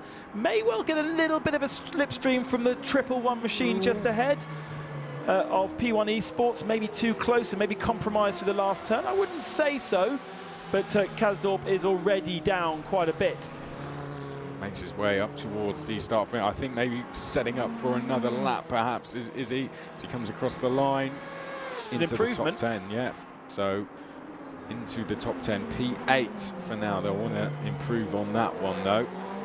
Not where they'll want to be in terms of a start. Really nice field spread at the moment. BMW fastest, Porsche 2nd, 1/10 behind, Ferrari 3rd, 2/10 behind. So if you're talking about balance of performance, and we always have to get these different types of car as equal as possible, it looks like it's a pretty equal spread at the moment. The Aston Martins probably, if you look at the performance of the teams, are not to the same level as the guys running those very highest vehicles. And, you know, there's a Works Porsche, effectively. There's a Works BMW. And we haven't mentioned yet, there's also a Works Ferrari. It's down in 10th. It's actually the last of our Ferraris on the qualifying ranking at the moment. SF, Scuderia Ferrari Velas Esports team, is a Works machine. Well, here we can see RAG Esports put in some good performances last year. FIA Formula 3 race winner from this year, Alex Smoliar, in the car for them in qualifying. So they've got their pro driver in, only 8 thousandths down through the first sector. Again, this is another really, really strong team, a team that got better and better throughout last season. Could they be ones to watch going into this season? Alex Smoliar trying to get them further up the top 5. Well, this is a pattern you will see with our splits. The first split is actually not particularly tricky. It's basically from the start finishing line through to the middle of turn 4. So there's only about 2 corners in that. And then the middle sector of the lap is all of the tricky stuff, all the fiddly stuff in the middle of the lap, with turn 13 being the start of sector 3. And then you've got 2 corners in the start of sector 3. So what you'll see is a big loss of time in the middle sector. Smoliar's faster in the final sector of the lap, though, and gains a little bit on our fastest time right now. So a good final sector of the lap. A lot of people losing time in the middle sector, where Kevin Siggy in this BMW run by Team Redline is strongest right now. Let's see what he can do on another attempt. He's been into the pits, he's changed those tyres, and he's going for another freshie. Here he goes then up towards the second sector is Kevin Siggy. Under attack though from the likes of Warren in the 77. We're watching him coming through turn number 11 now. Only himself to beat so far, but that could change any second. You can see the time to beat through the next sector, 1:24 across he comes. Only 0.04 of a second back from his already best time as he makes his way up towards the final 2 corners now. Incredibly close in first and second sectors. We've seen people losing a couple of tenths in that middle sector, but Siggy is able to effectively match it. But these are the margins it is going to be throughout the whole of our 8 hours. In fact, he's decided he didn't like that one, so he's very, very close. But on his dashboard, he'll have more information, more splits than we know of. He will have seen that perhaps he lost time through 13. He was losing time into 14, and therefore he might as well bail out. Dane Warren, though, on a good one. No, he's going into the pits as well. With less than 4 minutes remaining, maybe this will be their last chance. Yeah, the number 89 is improving. BS Plus competition. Ibrahim Khan in for them. They're running in P12. Personal best through the first 2 sectors. We might see them improve.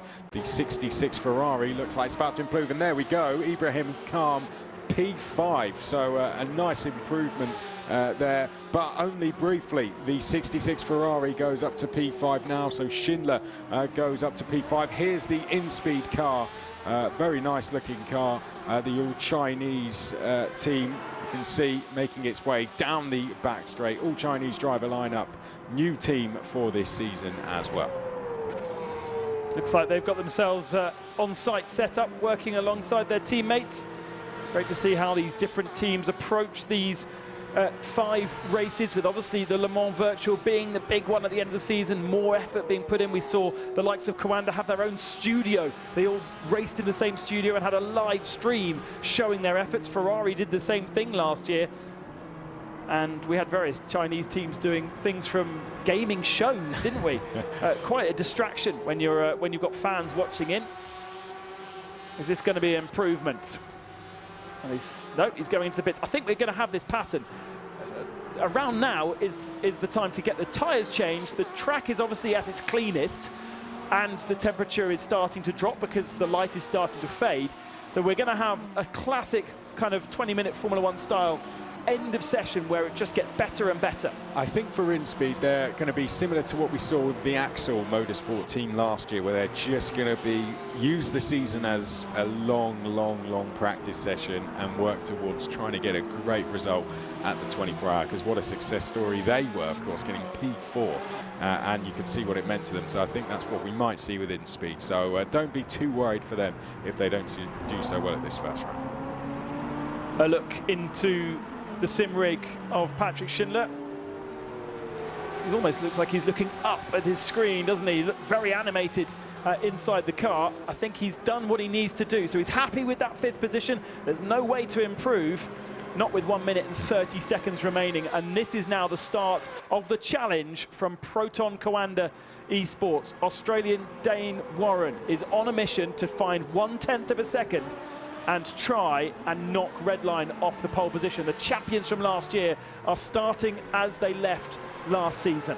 Let's see what they can do then. We'll keep an eye on the splits. Proton, of course, running in the top 3 last year in the championship. Let's see what they can do as they make their way up towards the end of the first sector. The 77 leading the 80, and their quickest have only gone through the first sector. So the challenge looking very, very good at the start of the lap as they come down to the hairpin at turn number 8. It's Kevin Van Doren who is behind, and he'll be learning exactly what Dane Warren is doing right and wrong, so we'll be able to follow his teammate's car. At the moment, the 88 is down in 10th position, half a second off, a little bit of a lock-up on the front left tyre. It's kind of a normal thing going into turn 10 because the track falls away from you.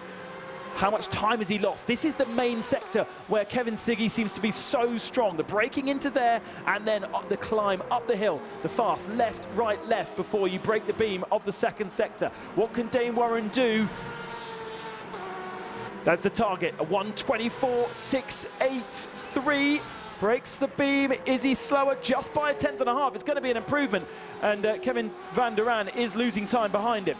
And I can see Yuri Kazdorp is improving on this lap as well. He's done a personal best through the first sector, and so is the number 11 as well with Project One. They've done the best first sector of anyone, and they've done a personal best through the second as well. So keep an eye on the number 11 Porsche, currently in 7th. Dane Warren to the line. Is he able to improve? He does improve, but it's not enough. He stays in 2nd. Kevin Van Doren next over the line. Watching him come to the line is lost time. He has improved though. And the number 11 went to P3. You can see that.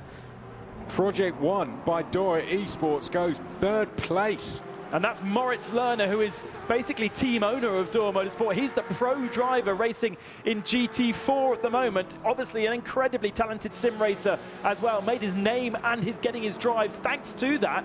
And he'll be very, very happy to get up onto 3rd on the grid. We're still seeing improvements as the checkered flag comes out. Kevin Siggy almost has one hand on the trophy. He's pushing through the 2nd sector, but there is no improvement there. And although he's not going to improve, he will potentially finish this lap. Just a couple of corners to go. I don't think he needs to, though. I don't think there's any other challenges out there. No, I think he can bail from this lap if he wants to. He's not gone quicker through the 2nd sector, so there's no need for him to finish. He's shaking his head, and I think he'll bail. No need for him to do it. I think that is job done for BMW Team Redline, and he knows it. Waiting for a smile from Kevin Siggy, but it wasn't forthcoming. Comes over the line with a bit of a wiggle. The lap was still very, very strong. It would have still put him, even with the celebrationary wiggles, on row 2. But BMW Team Redline, our champions from last year with such a strong lineup, are there once again. A 10th ahead of the rest of the field.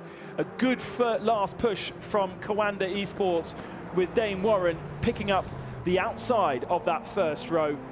But ultimately, from the very beginning, and we said it at the start, Redline are the team to beat. There is SF Velas Esports team. We haven't said too much about them. The 51 machine ending up in a wayward 12th position and last of the Ferrari teams that are out there.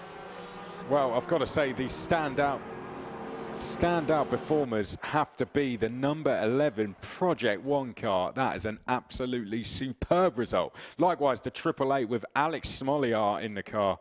What a result for him to get them in 4th place. Absolutely brilliant stuff. BMW with the pole position then, thanks to Kevin Siggy and Team Redline.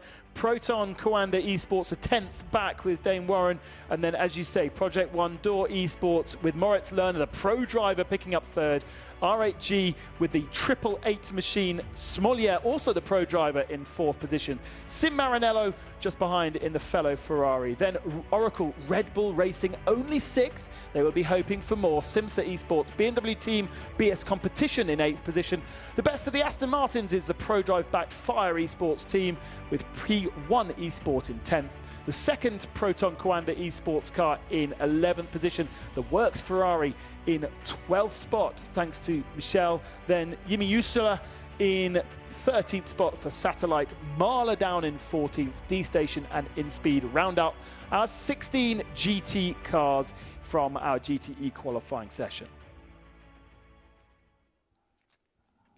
As we expected, Chris, tight as you like, and it's going to be very hard to separate those GTE cars when you come across a full stint. Tiny, tiny errors mean tiny fraction of a second's lost and gained. Yeah, I mean, just under half a second between the top 9 cars in the end. You know, incredibly close between all of them, wasn't it? Really, really hard to pick. But, you know, red line, once again, leading from the front. It's exactly what they would have wanted to have done.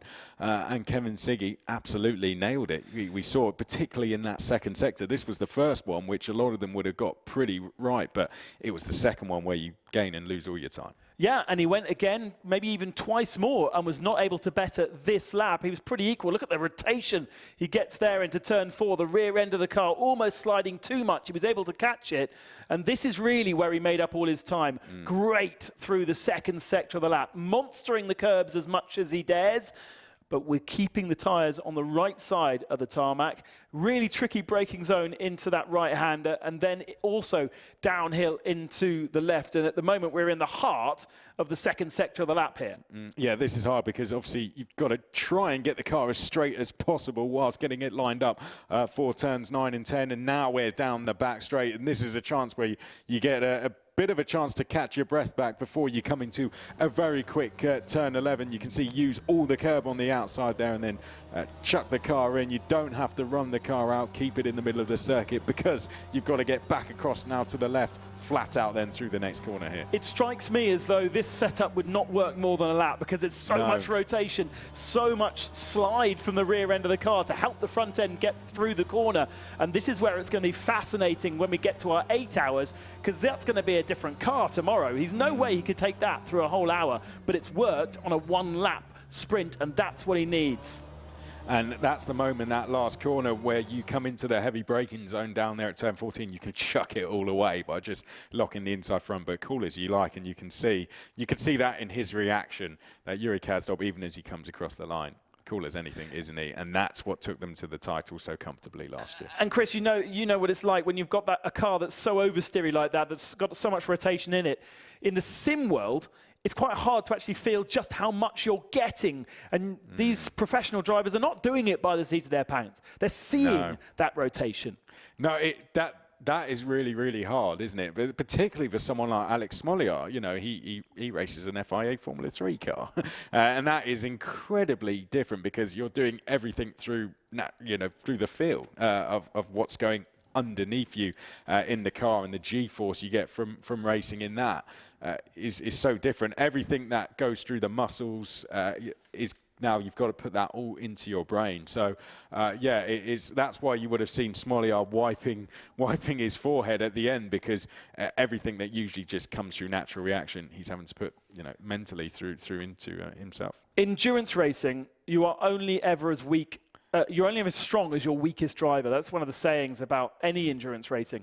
And for many of these teams, their weakest link will be their pro FIA graded driver. But we've got Smoliar, as you've mentioned, and Moritz Lerner on the second row of the grid. Yeah. Those two guys have got to be people to watch out for, because they'll be handing their car over, in theory, to drivers that are better than them, potentially.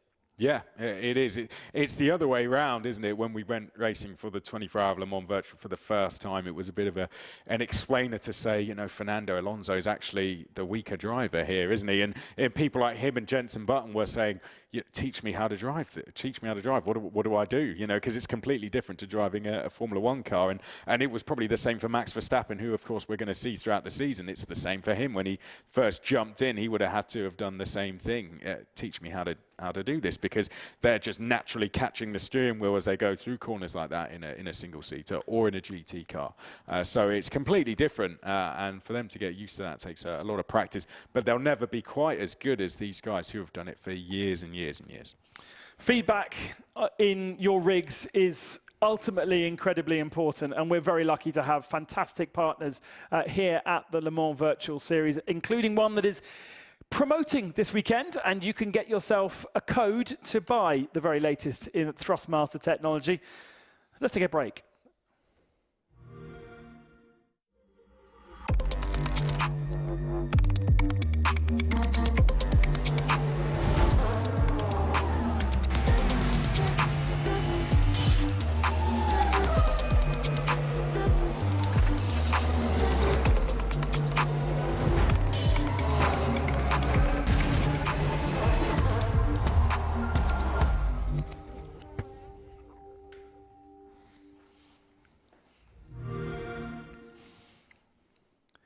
And across the weekend on Traction and all of our social channels, there are various codes hidden in our posts, and you can therefore win yourself Thrustmaster for the rest of the weekend, which will be a great way to start our series and start perhaps your racing career. Right, we're going to switch our attention from the GTE category to the highly, highly competitive world of LMP2, Chris. Yeah. Incredibly competitive, isn't it? 24 cars out there. Which one of them do you pick? I mean, Red Line, of course, were the team that led the charge last year, that real-time hydrogen, Red Line car leading the way, winning the 24-hour and winning the championship, but incredibly close. Here we can see the cars making their way down the end of the pit lane now. As I said, it was that point split at the top that was just so close. We'll see which one of them is going to walk away this year. We've got some new faces in there, and some big names as well. The AMG car, you know, Porsche factory teams, if you like, with Coanda. The Brabham name is back as well. How exciting is that? That's going to be pretty cool to see how they get on. So and Van Wall, yes, would you believe? Yeah, as well. So there's so much to look out for. I mean, we've got drivers that are jumping up, you know, driver transfer market in Le Mans Virtual has been pretty heavy as well. You know, some big names moving about from big teams. So, yeah, I'm really excited to see how this plays out now. This is the first time where we see, as we just saw in GTE, who are the front runners. And not only that, but who are the dark horses as well. So, yeah, this is going to be really interesting to see. Of course, that Rebellion car did very well last year, the #1 car. And the Floyd by Collis car also did very well. Of course, different name, different backing for them, as you mentioned, this year, though. And that's what's going to be interesting to see how they get on. The Rolex clock has hit 5:30 local time, and LMP2 qualifying is underway. There is the Van Wall Floyd, effectively by Colles entry, but with new branding both in the real and the virtual world, and don't expect the performance to drop in any shape or form. They still have that same epic lineup that they've run the last couple of years. It looks very different. I enjoyed the yellow stripes last year. It was an easy one to see, but still, I think they will be. They were always a force last year. You know what they've raced? They raced in the first running of the 24-hour Le Mans Virtual as well. They qualified so well at that as well, and they raced in it very well. They've always been there or thereabouts, and they've been incredibly close to the top step. And you get the feeling that, you know, their season for the top step is not far away. Could this be it? You know, they've been knocking on the door for ever since we started now. So they're definitely ready to go and fight for the title. They've already fought for the title, but they're definitely prepared enough to go and win it. So yeah, definitely one to watch and interested to see how they get on. Consistency in a team, I think, is important as well in a championship like this, and can help you out a lot. Jene Simoncic is aboard that car for qualifying. You are actually allowed to change your drivers if you need to, but most of these teams, or all of these teams, I'm sure, will have fixed on somebody and chosen the main man. Jene Simoncic with multiple championships to his name across various, many years. He's not a sprightly young new boy into the world of sim racing, but he is incredibly fast and a man to be reckoned with. He is the fastest man, or was the fastest man out on circuit. In fact, still is the fastest man out on circuit through that first sector of the lap. He's got clear track ahead of him, and we, of course, expect the times to get better and better as the session wears on, but it's great to see these cars in the dusk of Bahrain and the slightly dusty environment that is provided. Incredibly hot place to go racing, and there's no doubt that there'll be many sim rigs and sim rooms around the world that'll also be equally as warm. Yeah, we had obviously the all-Chinese team, the InSpeed team. We've got the Mexico racing team out there as well. It'll be interesting to see how those guys fare. It's good to have those guys. Of course, we had the Axel team do very well last year. We've got the Mexico racing team out there in the number 29. So keep an eye out for those guys as well. They're just another one of the new rookies we have on the grid. Likewise, the Pescarolo eSport team as well. So another exciting new addition to the grid. There is plenty of them out there. Let's talk about Mercedes, because it was a kind of Le Mans virtual time last year where there were rumours that Mercedes-AMG were about to expand from their involvement in sim racing through F1 esports to globally getting involved in anything and everything, including the very biggest sim racing events, which is basically the Le Mans virtual and in the series that is included. They have decided to run a team for themselves. That is AMG Petronas Esports, and that's run out of the Formula One team where there is a sim room. And then they have a partnership with Williams Esports, and therefore we've got the AMG team Williams Esports, not to be confused with Williams Esports, which are also running a car for themselves. There are some slightly confusing partnerships around in the LMP2 field, but ultimately the big story there is that Mercedes-AMG putting huge backing into the world of sim racing, and therefore recognizing that this is the place to showcase. And their lineup, by the way, is to this weekend Bono Huis, who ultimately probably is one of the richest sim racing drivers from his performances and winning that Visa Vegas E-race many moons ago, but the prize was $1 million at the time, and therefore in theory he should be one of the richest men in sim racing. Whatever happened to his prize money, who knows. He is now joined by Red Bull Racing and fellow winner in Formula E terms, and that's rFactor 2 as well, so there's a good feeling there, Graham Carroll. And then multiple, world's fastest gamer and multiple ACC champion, James Baldwin. Yeah. Not only are they amazing drivers, they are star names in the world of sim racing. Yeah, James probably was the first winner of Le Mans esports as well, out in Le Mans in 2019. So, yeah, I mean, on a completely different platform altogether. Exactly, yeah. and look what he's gone and done. So he's been able to jump across. That just shows his talent. And as you said, world's fastest gamer.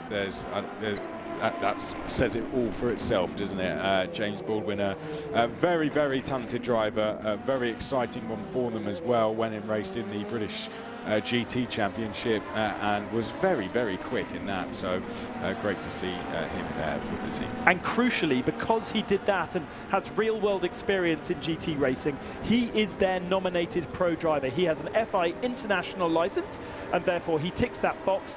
So not only is he possibly one of the fastest sim racers that exist, he is also their pro driver, so they don't have to compromise too much on a pro driver that has, as we were speaking about earlier, a little bit less experience than their teammates. Interestingly, Graham Carroll is aboard that car for this session, and they are at the moment in 3rd spot. It's the #1 machine. It's Team Redline. You might get bored of us talking about Team Redline over the 8 hours tomorrow, because they are starring once again. Jeffrey Rietveld is aboard the #1 machine, which is fastest with a 1:41.324. Many teams and drivers, though, bailing out of their first attempts. Yeah, so some great ones. So obviously, having the Porsches up there as well, that's going to be exciting to see how they fare as well. Really excited to see how the Porsches go.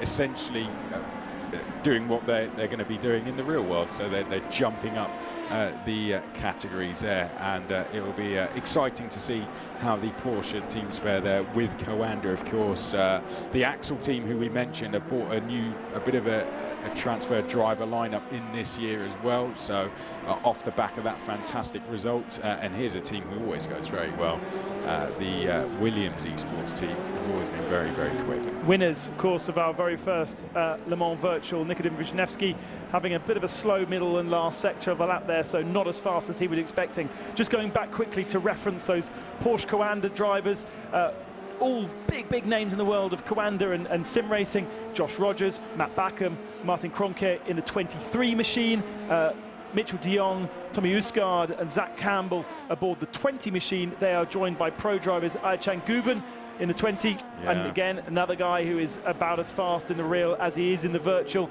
and then Lauren Heinrich is in the 23 car.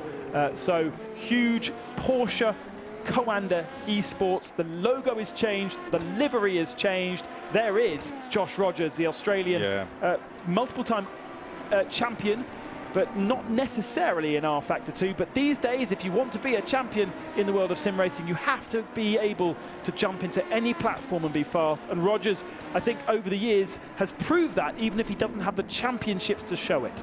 Yeah, I mean, he's one of those familiar names to the front, isn't he? He's one of the names you tend to mention quite a lot, and for all the right reasons as well. So he's a very exciting name to have in that car, and you can see why this is a very good class to watch this year, and even the likes of the Team Fordzilla team, who we saw briefly in the background as well. They're going to be a really exciting team to watch this year as well. Luke Browning out in the car for them, their pro driver this year. They're a team that's knocked on the door of some great results as well.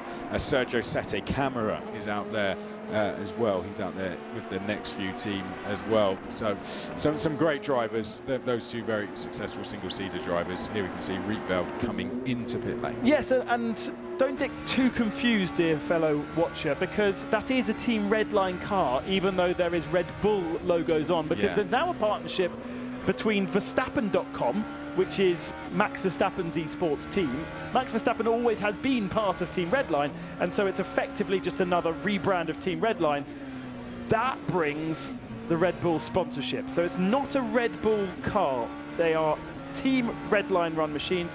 Max Verstappen.com partnerships. The Red Bull comes from there rather than them being Red Bull drivers. Here is Tom Lartelu, once upon a time a pad racer, and now he finds himself right in the heart of a Alpine team. Yeah, and again, just another big manufacturer that we've got with us in Alpine Esports once again. So it's just it's a fantastic grid all the way through, isn't it? And when we see all these guys charging down towards turn number 1 for the first time, it's going to be absolutely fantastic. I have a feeling that Tom Lartelu was once known as Storm. I think that was his tag. And he was either a Forza or a GT Sport driver. One or two. I believe it was the latter. Was it the latter? Yeah. But a champion in it, because I remember him being part of the Champion of Champions event. But I've not seen him at this kind of a level in kind of serious hardcore sim racing, which obviously rFactor 2 is. So great to see him coming up with Alpine Esports. And again, Alpine Esports have had a competition running throughout the year. They've put a huge amount of backing into esports, Alpine being the brand that is effectively owned and run by Renault and run the F1 team and the obviously WEC team as well, that's participating at the head of the championship in WLC and potentially could take the championship. Great squad that he's alongside with Sport and McDuff. Their pro driver in that number 36 car is not on my list. But again, mainly French team there, as Alpine tends to do. But they actually have had I think James Baldwin is the champion of their esports series that they put together over the last year. Oh, well, that's just another thing he's won. It's just another thing he's won. Oh, there we go. Carrying far too much speed here, the number 444 car into the corners. Just has to tail it down a little bit here. Road check, just getting a little bit too eager. But then again, rotation of the car is something that he is getting out of it. So, but we can see. Yeah, so these are two teammates. Van Wall number 4, run by Burst Esports, and then Van Wall number 444, run by Burst Esports. They are known differently as Floyd in the number 4 and then Next View in the 444. Here we can see the number 4 car, as we said, has been a front runner for a long time, and no difference. Second overall, 55 thousandths back. Jurnej Simončić in the car, 141.379. So second so far, behind the number 1 Team Redline car. Then it is the number 28 car next along of JS Heat. Another team we haven't spoken about. No. JS Heat Veloce, another powerhouse in the world of esports.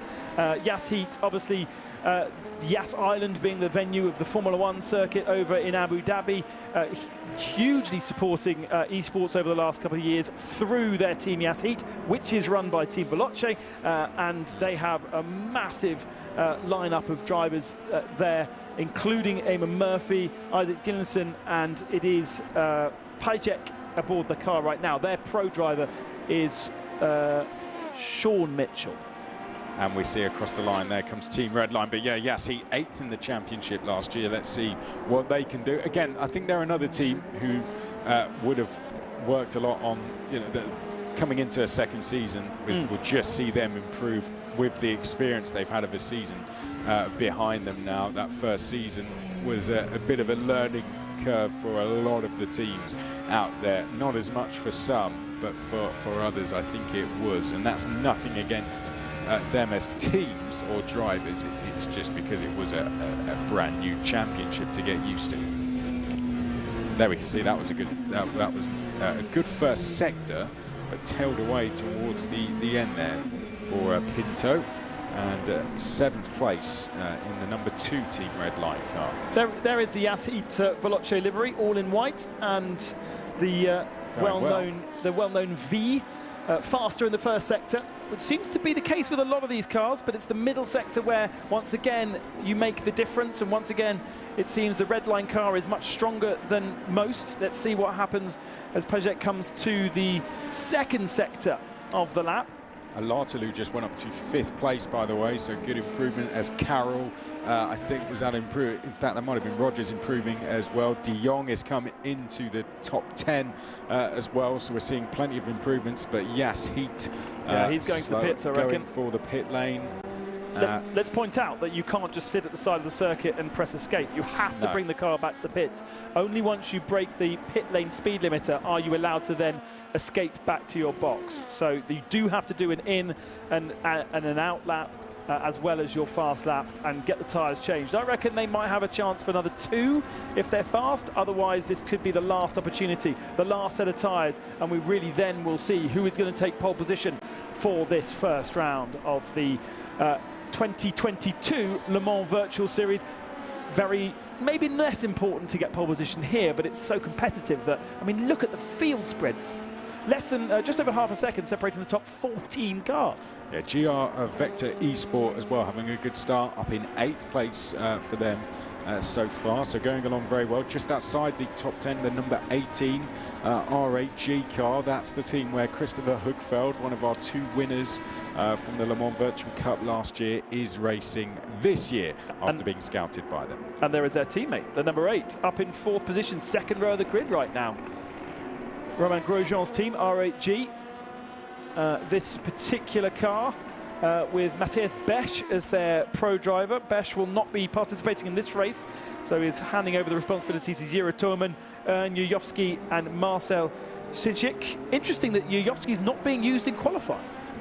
Usually he would be the man, but in 3rd position right now. That was a faster lap time. They're not going to have a chance to go again, so they, I fear, might be bumped back a little bit, but that was a great effort from the Hungarian. Yeah, good stuff there. P3, so only a 10th, just under a 10th and a half back, 2 tenths between our top 4, half a second between the top 12, less than that in fact, so incredibly close out there. As we take a look at one of the other R8G cars coming into pits, everyone's getting ready for that 1 lap They're going to do the one warm-up and then go for one more lap at it. As we can see, we're looking down at the, I think this might be the number 5 car, the Williams Esports car, down in 13th place so far. Expect to see Jack Keithley and Sami Matti-Trogan aboard this car, but it's Peter Bergelac who is piloting it in qualifying, and he's going to pit lane. I don't think he's going to get another chance to go out again, so it's only going to be 13th or worse for Williams Esports. How is their teammate doing?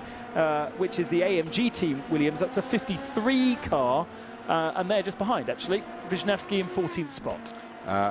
Fordzilla look like they're on to improve. Ottaviani is in the car for them. Here they are. We picked them up just in time as they come up towards the end of the second sector. A couple of tenths will take them up a good couple of rows, but they not able to improve through the second sector.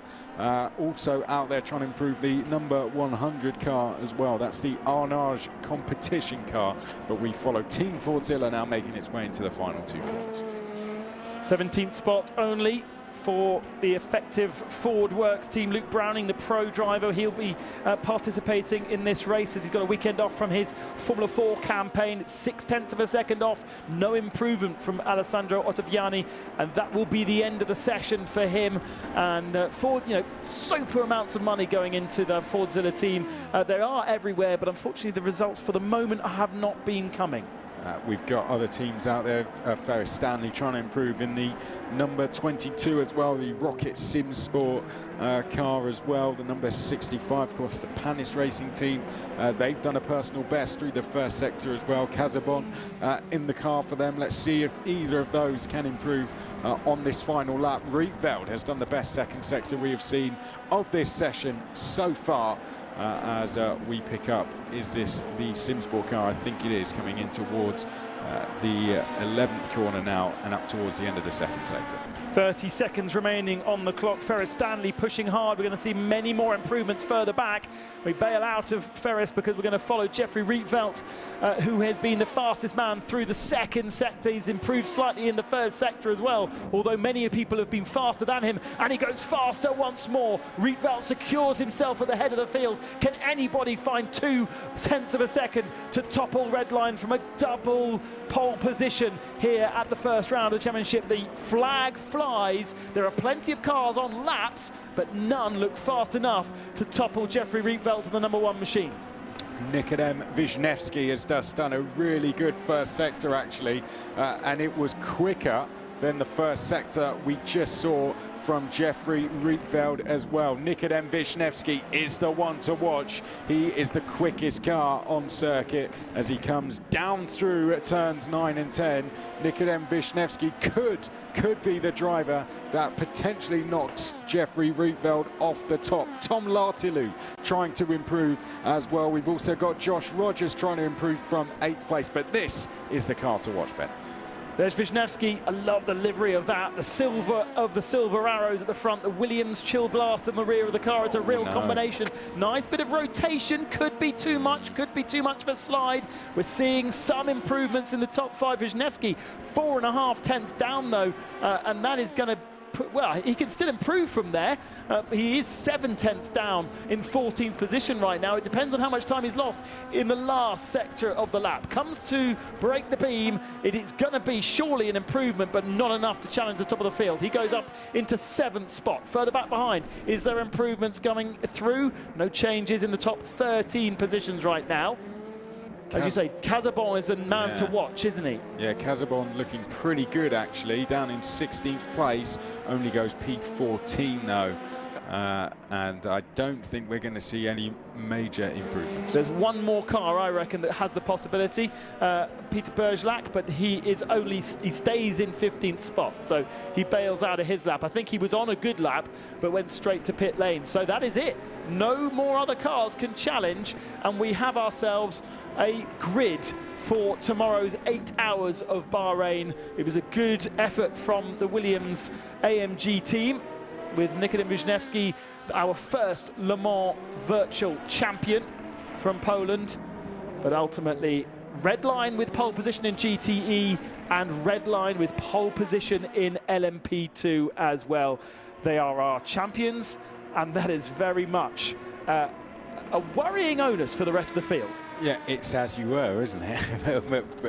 but from last season. But you know, a great challenge from Simoncic there in the Floyd Van Wall car.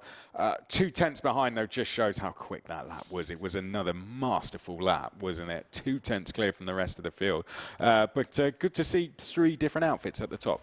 Red line with the pole position, 2 tenths of a second clear of Floyd Van Wall by burst, with R8G in 3rd position, the second red line car of Diego Pinto in 4th spot. Then it was Yasheep Veloce, good effort from them. Porsche Coanda only with 6th spot. That's Josh Rogers' car, the 23. Alpine next up, and then we scroll a little bit further down the field. The second of the Porsches in 12th position. Williams Esports down in 15th. Rocket 16th. Fordzilla in 17th.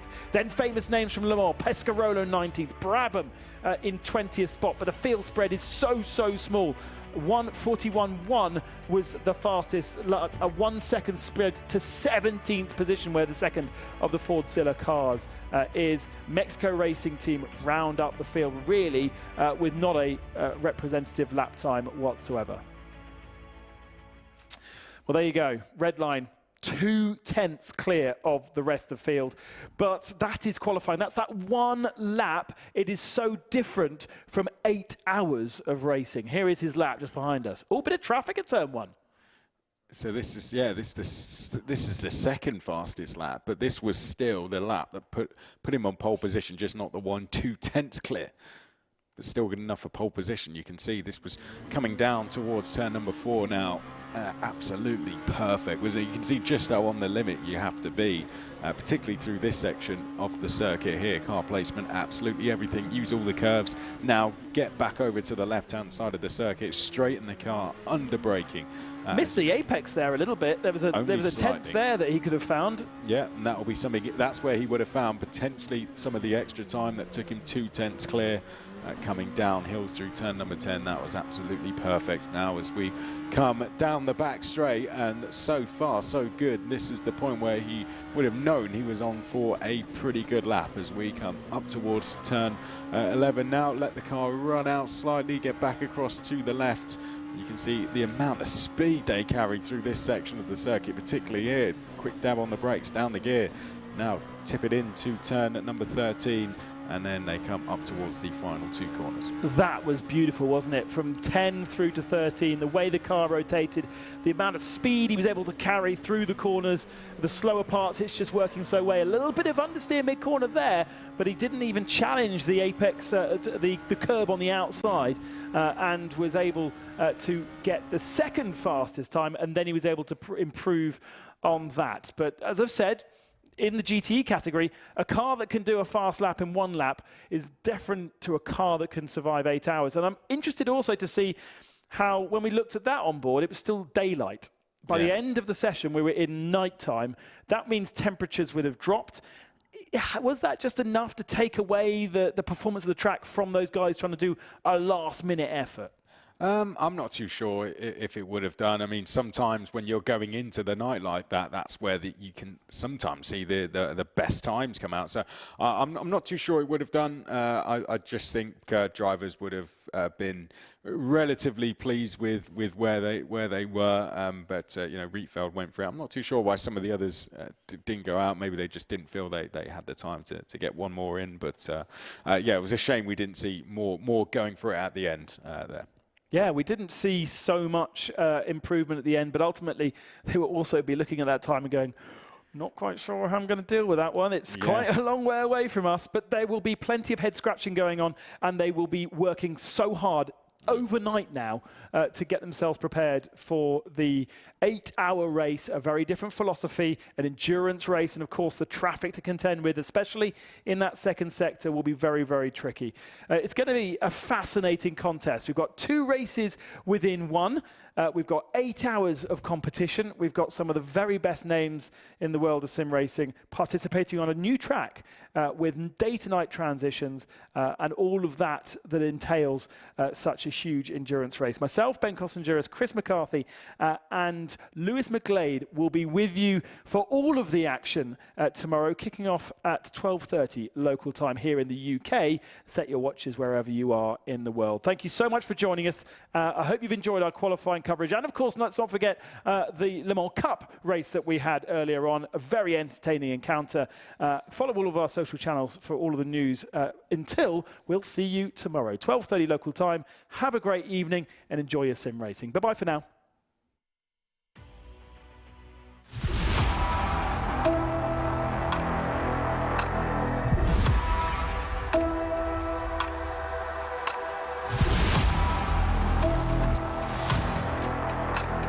Welcome to the Le Mans Virtual Series. We are ready to go. Oh, this is going to get messy. Wow. All the way to the barrier. Looking for the lead. Oh, there we go. Going around the outside. That is a bold move, a little bit of contact.